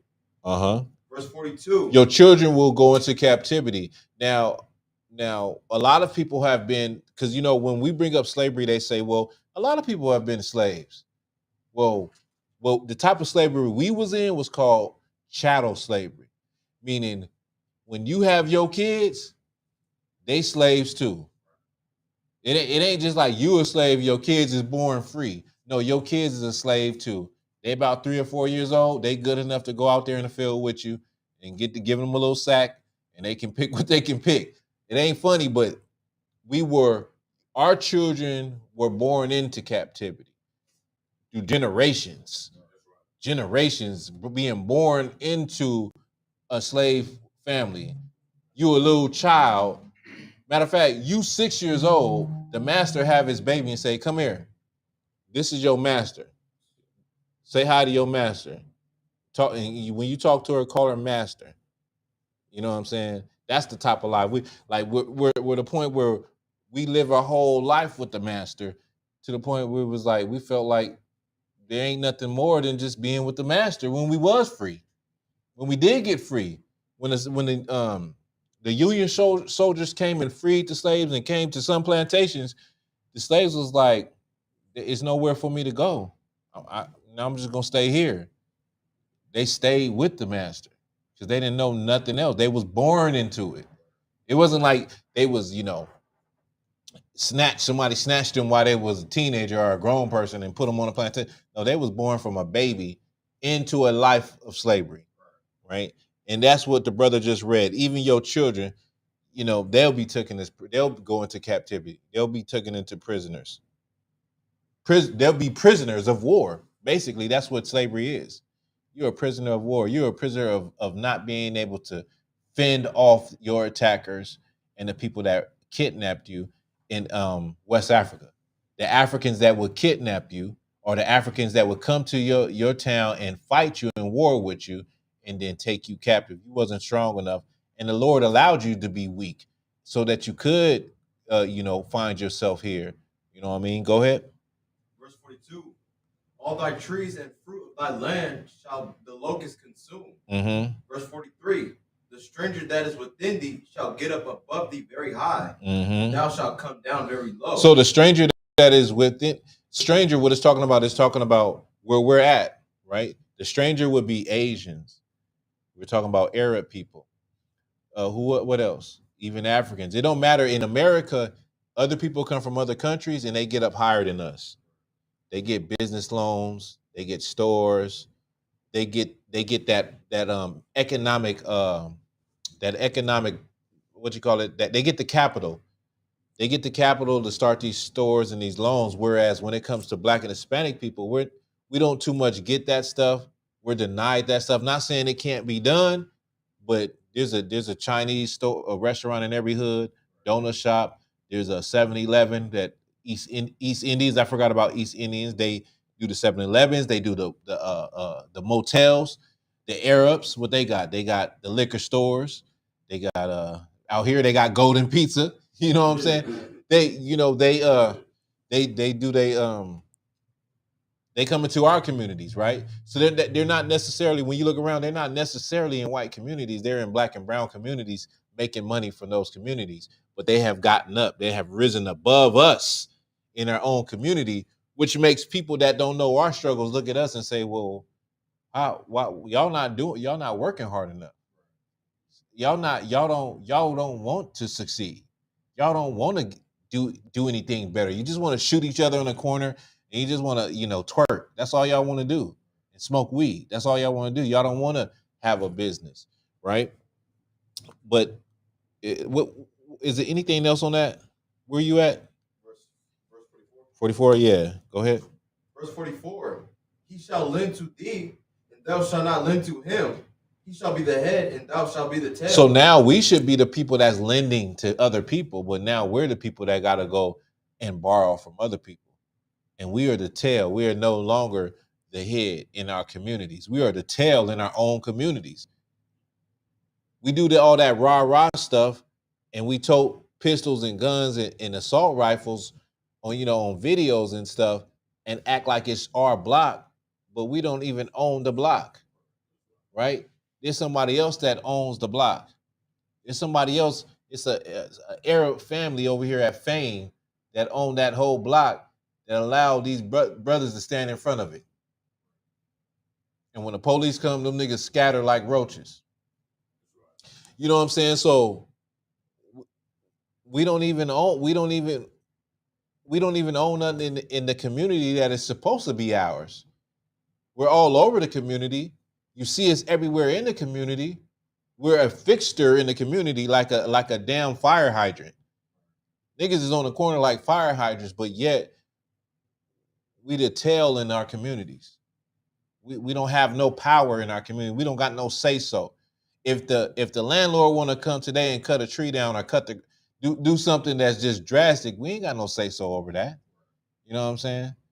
So that is a curse of the Lord. We should be the head. We shouldn't have to go to somebody and say, hey, let me slide. Let me slide like 10 cents. You better bring me my money. You know what I'm saying? Let me slide. Let me slide. Hey, can I know it's the fifth. I know it's the third. The ring, my ring gonna be late. Will you let me slide? Like, you know what I'm saying? We gotta be the people that is asking for favors and asking for help, when it should be them coming to us asking for favors and asking for help. And you come and ask me, I'm going to be late on the rent. China man come ask me, he gonna be late on the rent. Would I let it slide? I said, yeah, but you got to give me 30% extra. I'm taxing heathens. I'm super taxing you. You know what I'm saying? I ain't gonna tax my people, but you getting taxed. But it should be that we are the people that are loaning out money. We are the people that they come to for advice. We are the people that they come to for a judgment on a situation. Like, we make the decisions, you know what I'm saying? But in the Christian church, they live in some delusional utopia in their head where they say, the Lord, I plead the blood of Jesus. I'm the head and not the tail. No, you're the tail. You the tail. You the head. You the head in your own mind, but you the tail. You know what I mean? Because the Lord, he set it up that way that if we didn't keep the law, statutes, and commandments, that's where we find ourselves, and that's where we find ourselves today. Go ahead. Verse 45. Moreover, all these curses shall come upon thee, and shall pursue thee and overtake thee, Mm-hmm. till thou be destroyed, because thou hearkenest not unto the voice of the Lord thy God, to keep his commandments and statutes which he commanded thee. Mm-hmm. Verse 46, and they shall be upon thee for a sign and for a wonder, and upon thy seed forever. So this thing would be on us forever. This was never going to change. So these conditions, this is how you know who God's chosen people are. To the curses, do the curses fit the people in Israel today, the so-called Jewish man? No, these curses don't fit them. These curses fit Black and Hispanic people. And it says that they will be on his people forever, meaning it wasn't going to be a time when this would change. You would see it on the people. You could look at history and say, yeah, that happened to y'all. That definitely happened to y'all. And that happened to y'all. Go ahead. Verse 47. Verse 47, because thou servest not the Lord thy God with joyfulness and with gladness of heart, for the abundance of all things, therefore shalt thou serve thine enemies which the Lord shall send against thee, in hunger and in thirst and in nakedness and in want of all things. So we serve our enemies in hunger, in thirst, and in nakedness, and in want of all things. We serve, if we want to eat, we got to go to another people. I just talked about the grocery store. It's not Black people that own the grocery stores. It's not Black people that own the distribution of the food that comes from the fields. It's not Black people that own the water companies, right? We have to go in hunger to another people. When if we would have followed the Lord, we wouldn't have to depend on nobody else, right? We have to go to another people for subsidies, for food stamps, to the food bank. I brought it out. You get the government, y'all don't know about this, y'all too young, but the government cheese. They used to have government cheese. What do they have? Powdered milk, honey, raisins, trail mix. They used to have it all that came from the government, for low income people. I mean, but these things that we got through the welfare system and public assistance, these things we wouldn't have to have gotten if we would have kept the law, statute, and commandments. We would be self-sufficient. Just being separate, like I just showed you in history, us being separate and not even knowing who we was doing better than we were once we integrated. So just imagine, what we would have. It also says in thirst. I said that water. We got to go to them for water. The young man said, out here, it's a crime. It's against the law to collect rainwater. It's against the law to collect rainwater that falls from the sky that the Lord made. Can you really understand that? That's crazy. The white man is the devil that the Bible speaks of. That is crazy that you are literally, and that makes me think also about the Native Indians. They didn't understand his ways because they was like, he takes the land and he fences it off. He even takes the land from his own kids where they can't even play. You know what I mean? And how they didn't understand the concept of somebody buying and selling land. Because they was like, the land, they called them the Great Spirit. They said the Great Spirit gave us this land. They didn't understand the concept of somebody owning the land. They didn't understand that. Like, that don't, what? You gonna sell it? Can you buy it? They didn't understand that because they lived peacefully on the land and just used what they needed to use. It wasn't this mentality of greed. I gotta gobble up and eat. I need more. I need more. I need more. And they said like he uses up everything and the resources on the land, and then he moves to another part of the land, like a virus, just sucking out everything out of this land and then move somewhere else, right? But they didn't understand it, and so but the point is we got to go to these people for hunger, thirst, and in nakedness. Our clothes. We got to get our clothes from these people. I don't care if you sell clothes and you have your own business. It don't come from you. There's no Black person producing nothing. We don't have land that produces textiles. We don't have land that produces water. We don't have land that produces none of these things that we need, but other nations do. So you may have your own company, but that stuff is coming from China. And depending on if it's war or not. Because if it's war, oh, you ain't getting none of your stuff. It's gonna be sitting on in Long Beach on the dock. It's gonna sit on them boats. It's not gonna get in here. You know what I'm saying? And it's not getting through customs because everything gets stopped. They put sanctions on other countries where they're not trading with you no more. So the point is, you got to depend on everybody for everything you do, whether you work for them, whether you don't, or whether you have your own business. You got to go to them in want of all things. Go ahead. Verse 49. The Lord shall bring a nation against thee from the end of the earth, as swift as the eagle. Could you turn the air down? Turn it off for me. Right now? Yeah, go ahead. A nation's tongue that thou shalt not understand. Salakia. Just go ahead and do that, and then we'll get back to the precept.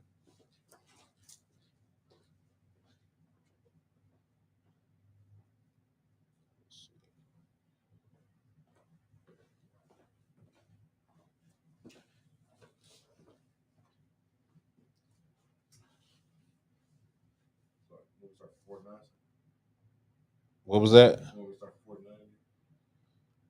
Yeah. Verse 49. The Lord shall bring a nation against thee from far, from the end of the earth, as swift as the eagle flieth, a nation whose tongue that thou shalt not understand. So the Lord said he would bring a nation from far with what? From the end of the earth. The Lord will bring a nation from far from the end of the earth. Go ahead. As swift as the eagle flieth. As swift as what? As the eagle flieth. As swift as the eagle flieth. Right? Salakia. Let me see. I was trying to pull up this picture for y'all.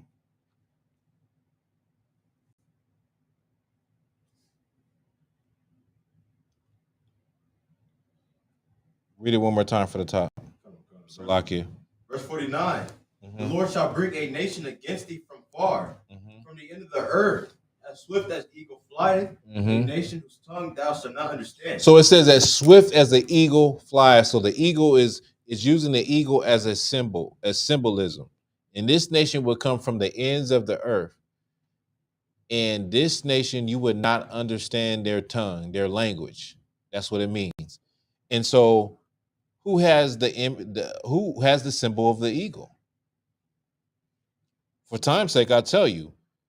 Well, we know America has the symbol of the eagle, but Spain and Germany and Rome and all of these oppressive countries have had the symbol of the eagle. And when you look at an eagle, the way an eagle is, an eagle will steal food. An eagle will kill another bird and its babies and take it and feed it to its babies. You know what I'm saying? An eagle is a vicious predator, that seeks to kill, steal, and destroy. And that's the symbol of America. And that's who came. These people came and destroyed Blacks, Hispanics, and Native Indians, the Spanish conquistadors, the Europeans. This nation did not regard old or young. They didn't care if you was old or young. You would still be in that field working. I just brought that out. There's pictures you can look up of kids in the field picking cotton. And of course, the elderly pick cotton until they drop dead a lot of times. Some of them was lucky enough to be able to see the day where they was free from slavery and they can just live out their days sitting on the porch, enjoying the sun and enjoying life.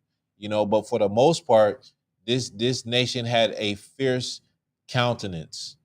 They was a people that didn't regard old or young, right? And they had no mercy.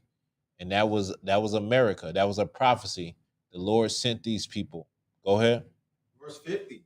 A nation of fierce countenance, which shall not regard the person of the old, nor show favor to the young. Right. Verse 51. And he shall eat the fruit of thy cattle and the fruit of thy land until thou be destroyed. Right. And he would eat up everything. The fruit of thy cattle, the fruit of thy land, the things that you produce and you work for. And he would suck up and dry up the earth like a virus. Go ahead.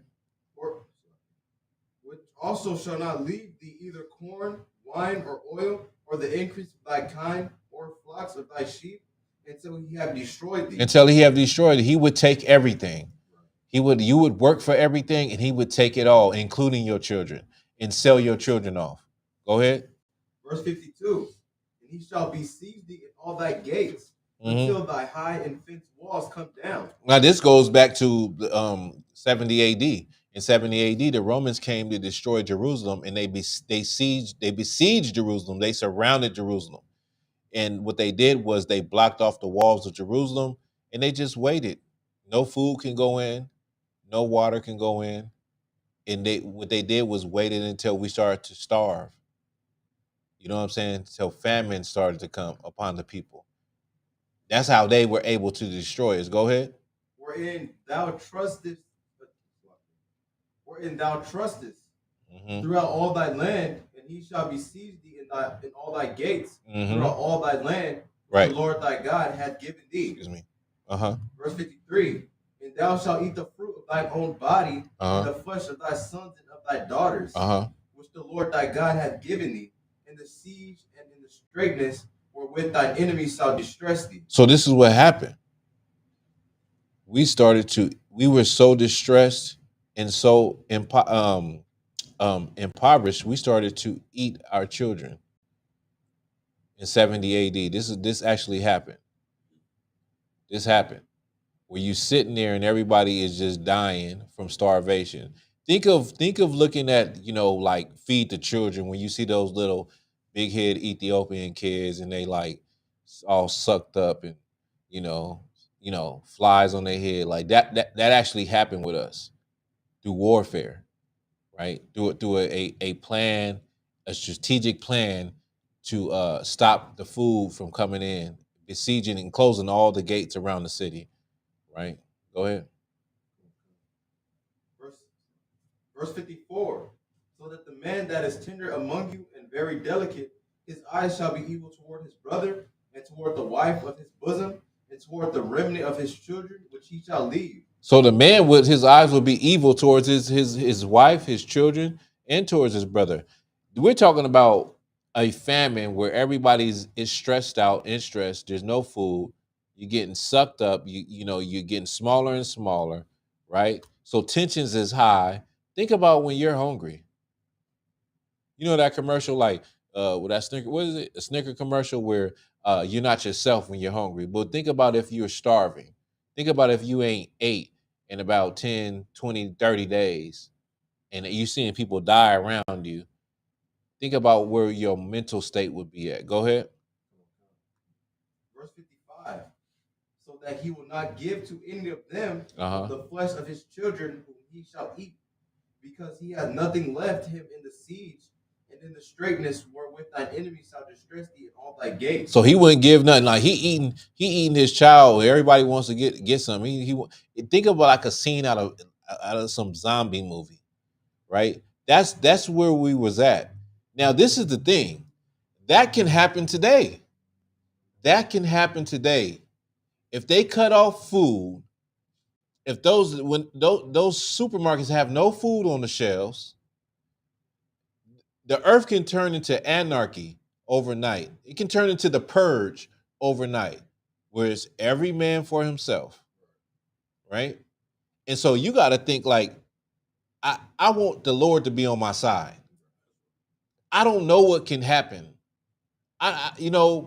Tomorrow is not promised. We don't know what's going to happen tomorrow.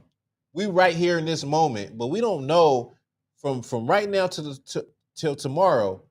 A bomb could hit this place from China, and the whole world could turn upside down, and it'd be chaos, and the internet don't work. No Facebook, no YouTube, no Instagram. None of that works no more. Only thing work is a damn radio, the kind you crank. No electricity, none of that. Well, I'm just saying things could turn around just like that. You know what I'm saying? Go ahead. Verse 56.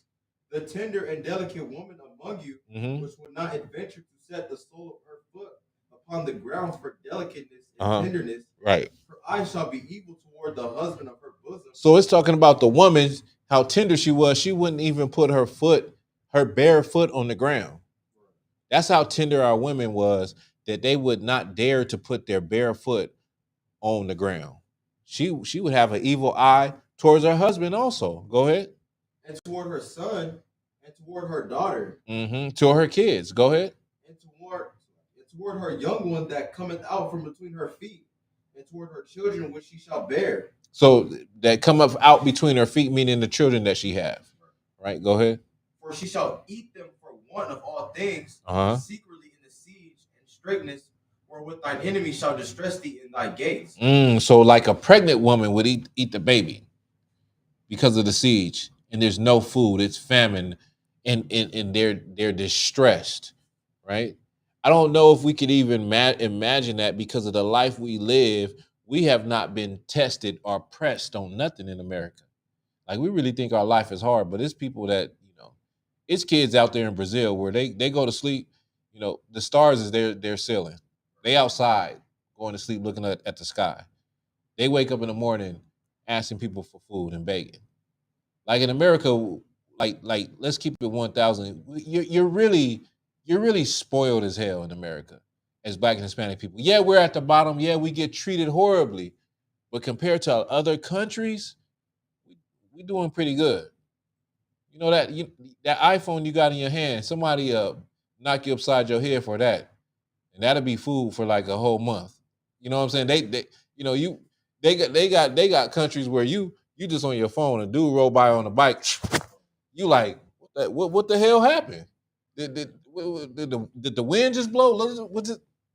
My phone was in my hand and it disappeared. You know what I'm saying? Like, it's really like that in other countries. So, like, to be honest, we're not really ready. We're really not ready. Black and Hispanic people really are not ready if SHIT, well, I don't want to say it. If it hits the fan. If it hits the fan, we're not ready, man. We're not ready. But you better get ready. You should have your mind like things could happen at any time. But I'm not worried about it because I keep the law, statute, and commandments.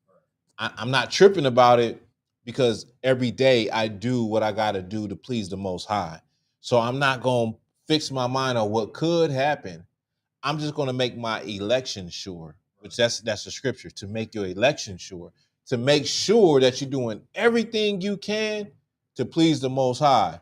So let's just say when the death angel come, let's just say you're out at a burnout and with a corner shutdown where they spinning the car and the car swing out of the control and it barrel towards you, that you have mercy that the car don't kill you.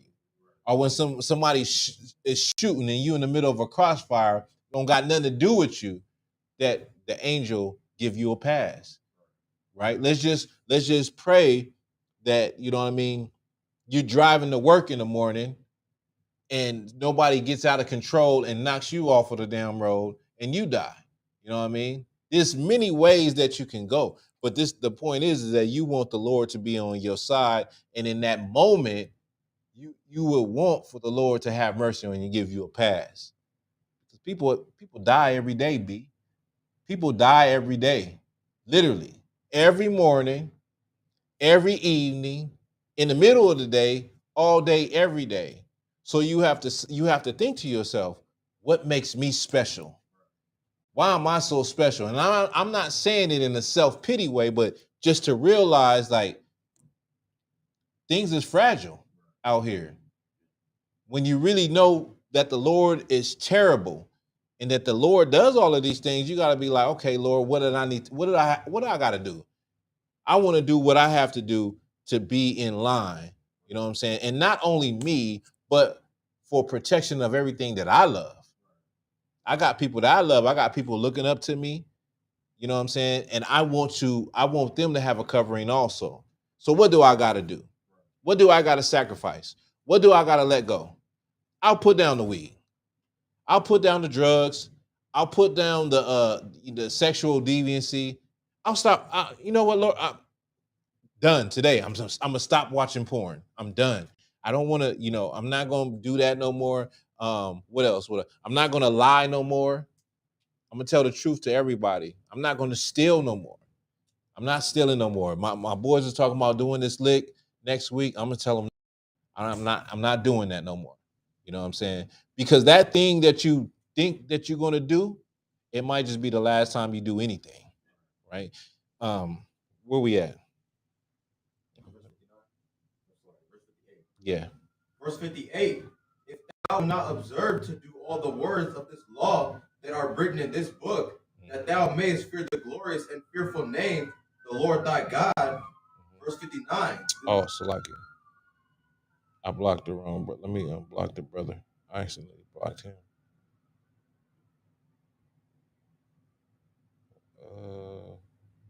I didn't mean to block that brother. Hey, Salaki, Davon, I was trying to block. Let me see. Unhide. This nigga I want to block. I didn't mean to block the brother. I accidentally blocked the brother. I'm trying to figure out how do I unblock him. But go ahead. Verse 59. The Lord will make thy plagues wonderful, and the plagues of thy seed, even great plagues, and of long countenance, and sore sickness, and of long countenance. Man, so this thing is stretched out. The Lord was not playing. He was not playing because obviously we're here. Obviously, we can look back on history and see, like, damn, all of these things actually happened to us. Now, even when you talk about going on a slave ship, you got fake Israelites that say that no, the Mexicans, they're not Israelites because they didn't come on slave ships. Well, when you do your history, you'll find out that Christopher Columbus, they took Dominican Republic, so lucky Dominicans back to Europe. They took Mexicans back to Europe on those ships. Like they did take some of them back to Europe on those ships. So like whether or not it's the whole nation or not, it still fits the curses, right? Let me see. Keep going, keep reading. Verse 60. Moreover, he will bring upon thee all the diseases of Egypt, which thou wast afraid of, and they shall cleave unto thee. Salaki.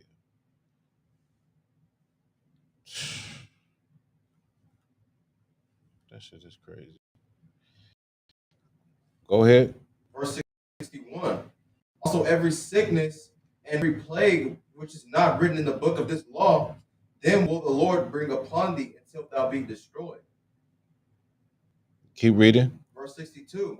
And he shall be. Hey, Salakia, Davon, Salakia. I was trying to block this Kasami, whatever.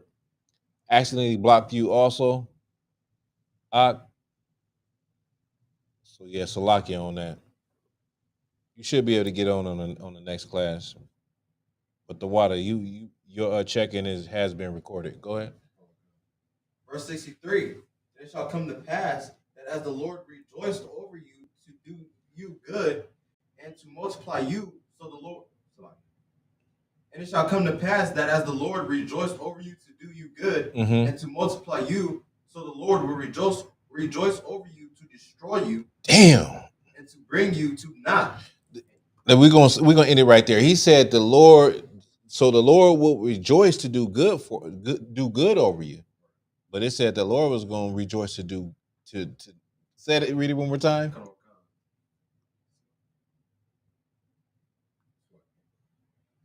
And it shall come to pass that as the Lord rejoiced over you to do you good and to multiply you, right? So the Lord will rejoice over you to destroy you. The Lord will rejoice over you to destroy you.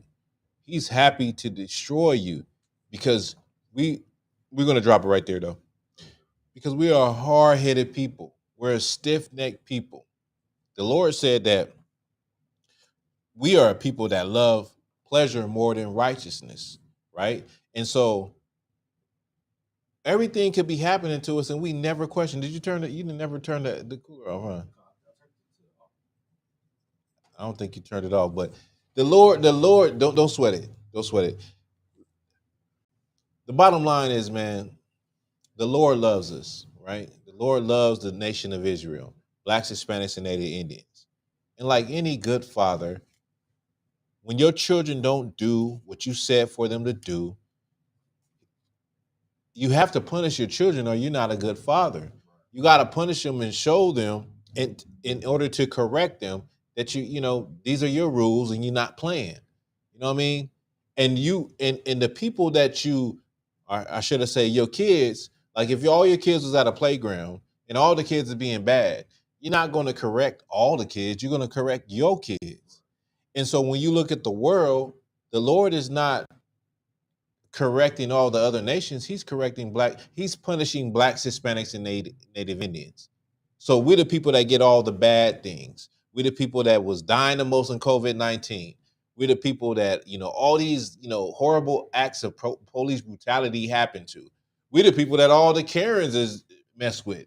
We're those people that everybody has something to say about, and we're the scapegoat of everything. Like anything bad, they look back at black people and say, "You're the reason why."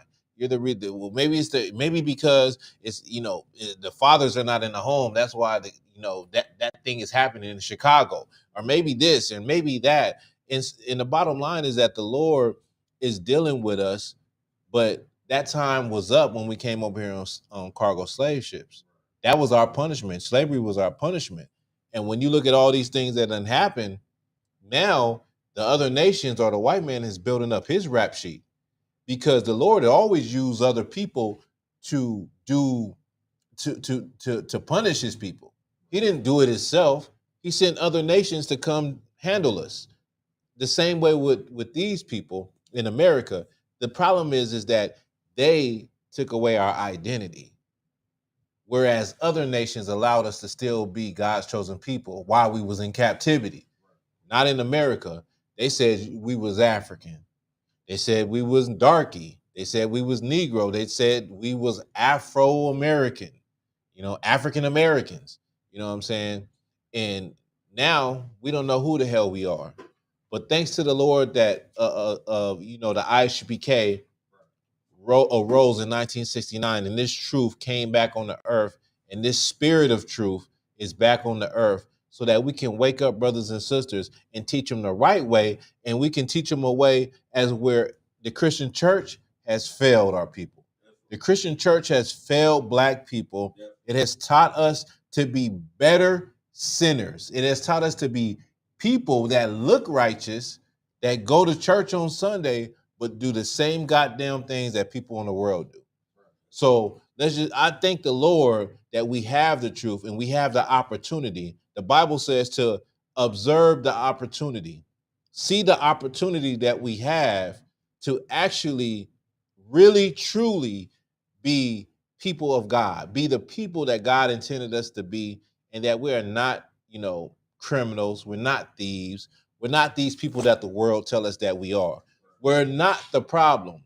The problem is that we don't know who we are. And once we know who we are, we'll be able to recognize the problem. With that, that's the end of the class. Let's clap it up.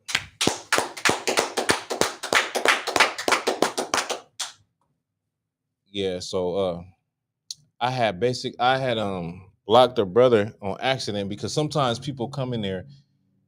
Yeah, if you still here, Davon, sometimes people come in here and they actually just spam up the chat. So I have to block them real fast, and I accidentally blocked the brother. Salakia on that. You said who it is? I don't even know, because I'm right now I'm on Nevada and I'm on California. I'm gonna play a video for y'all. Let me know what you think. Go ahead and comment in. This is a day in the life of a priest. Let me put this up here for the brothers to see. A day in the life of a priest.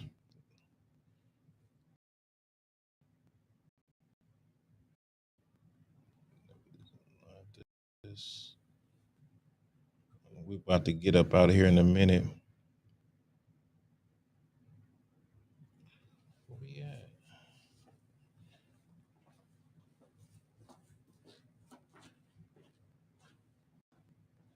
Let's go.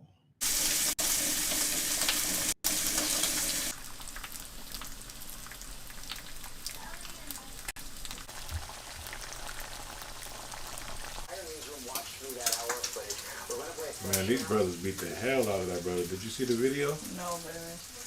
That perspective, you can see the officers punching and kicking him. In some of the videos, you actually hear Nichols yell for his.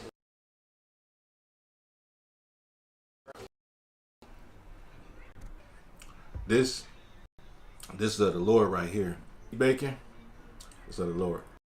Black people gotta wake up. See that this whole thing from a different perspective, because stuff like this is just gonna keep on happening.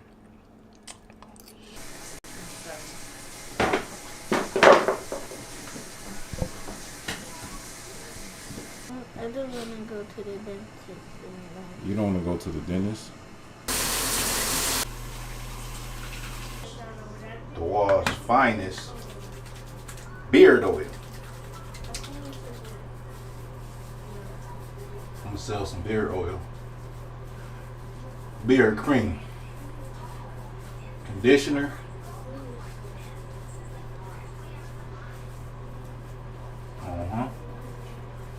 and at the end, you got a little more extra on your hand.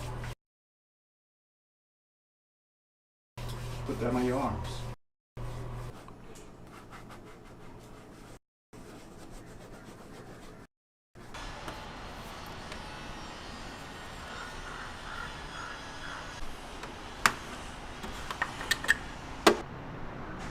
I had this car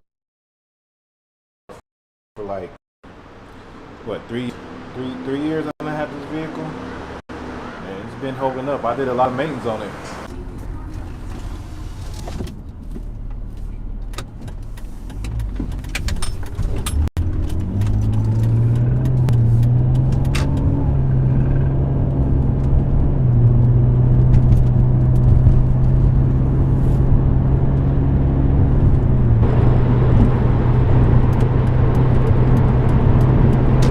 Got about a 45-minute drive, give or take.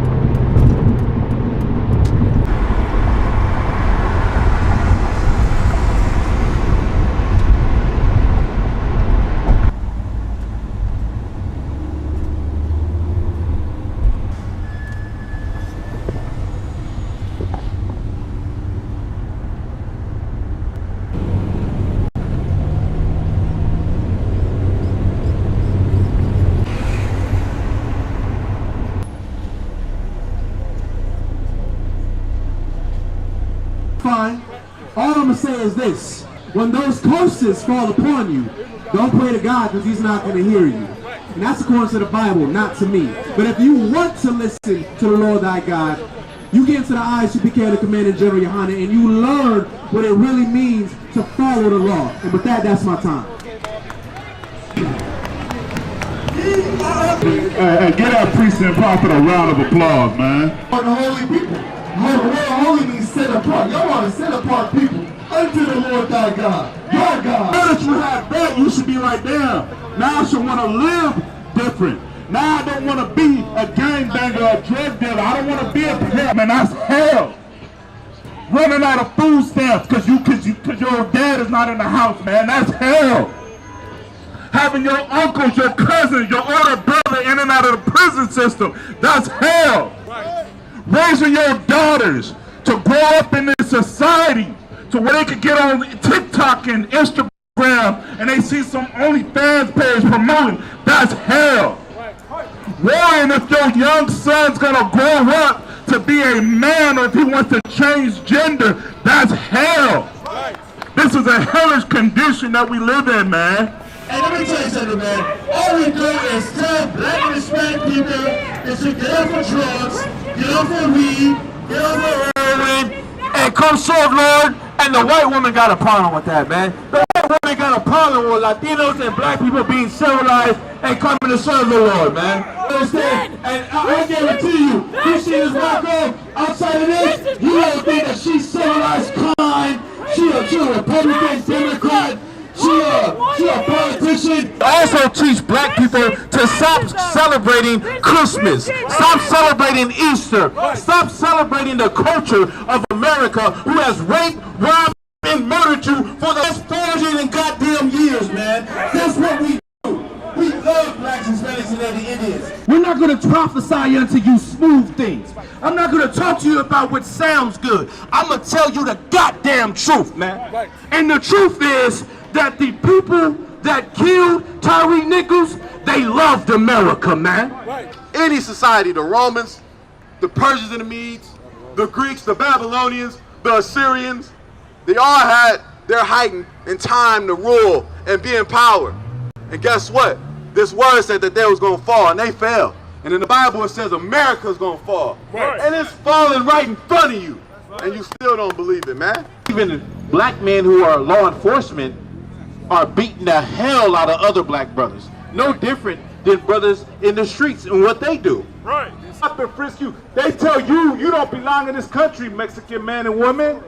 Last I heard, you never hear America. You never even heard Donald Trump mention the high number of undocumented Asian immigrants. Right. He's not locking up Asian kids in those cages. Right. But he is locking up so-called Hispanic kids. He is locking up kids from Mexico, kids from Honduras, kids from Guatemala, kids from El Salvador. We gonna teach the truth in Hollywood, whether you like Ripley's and you believe it or you believe it or not. I was gonna say that. Man, another long day at camp. The demons was out today, man. The demons was out. It was a glorious day, man. We came out here. We did what we were supposed to do. We warred in the spirit, and we'll be back. We'll be back. And like the brother just said, they come down there. They come down there and argue and call him all type of niggas, and he say, "Come, go stand in front of the Hebrews." They don't want to stand in front of them.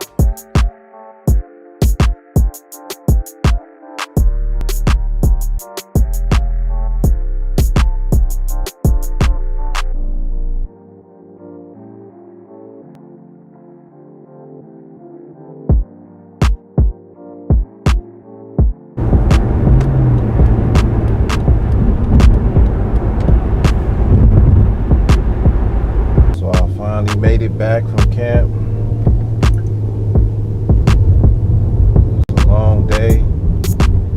A lot of craziness went on today. A lot of demons came out. But the day was successful.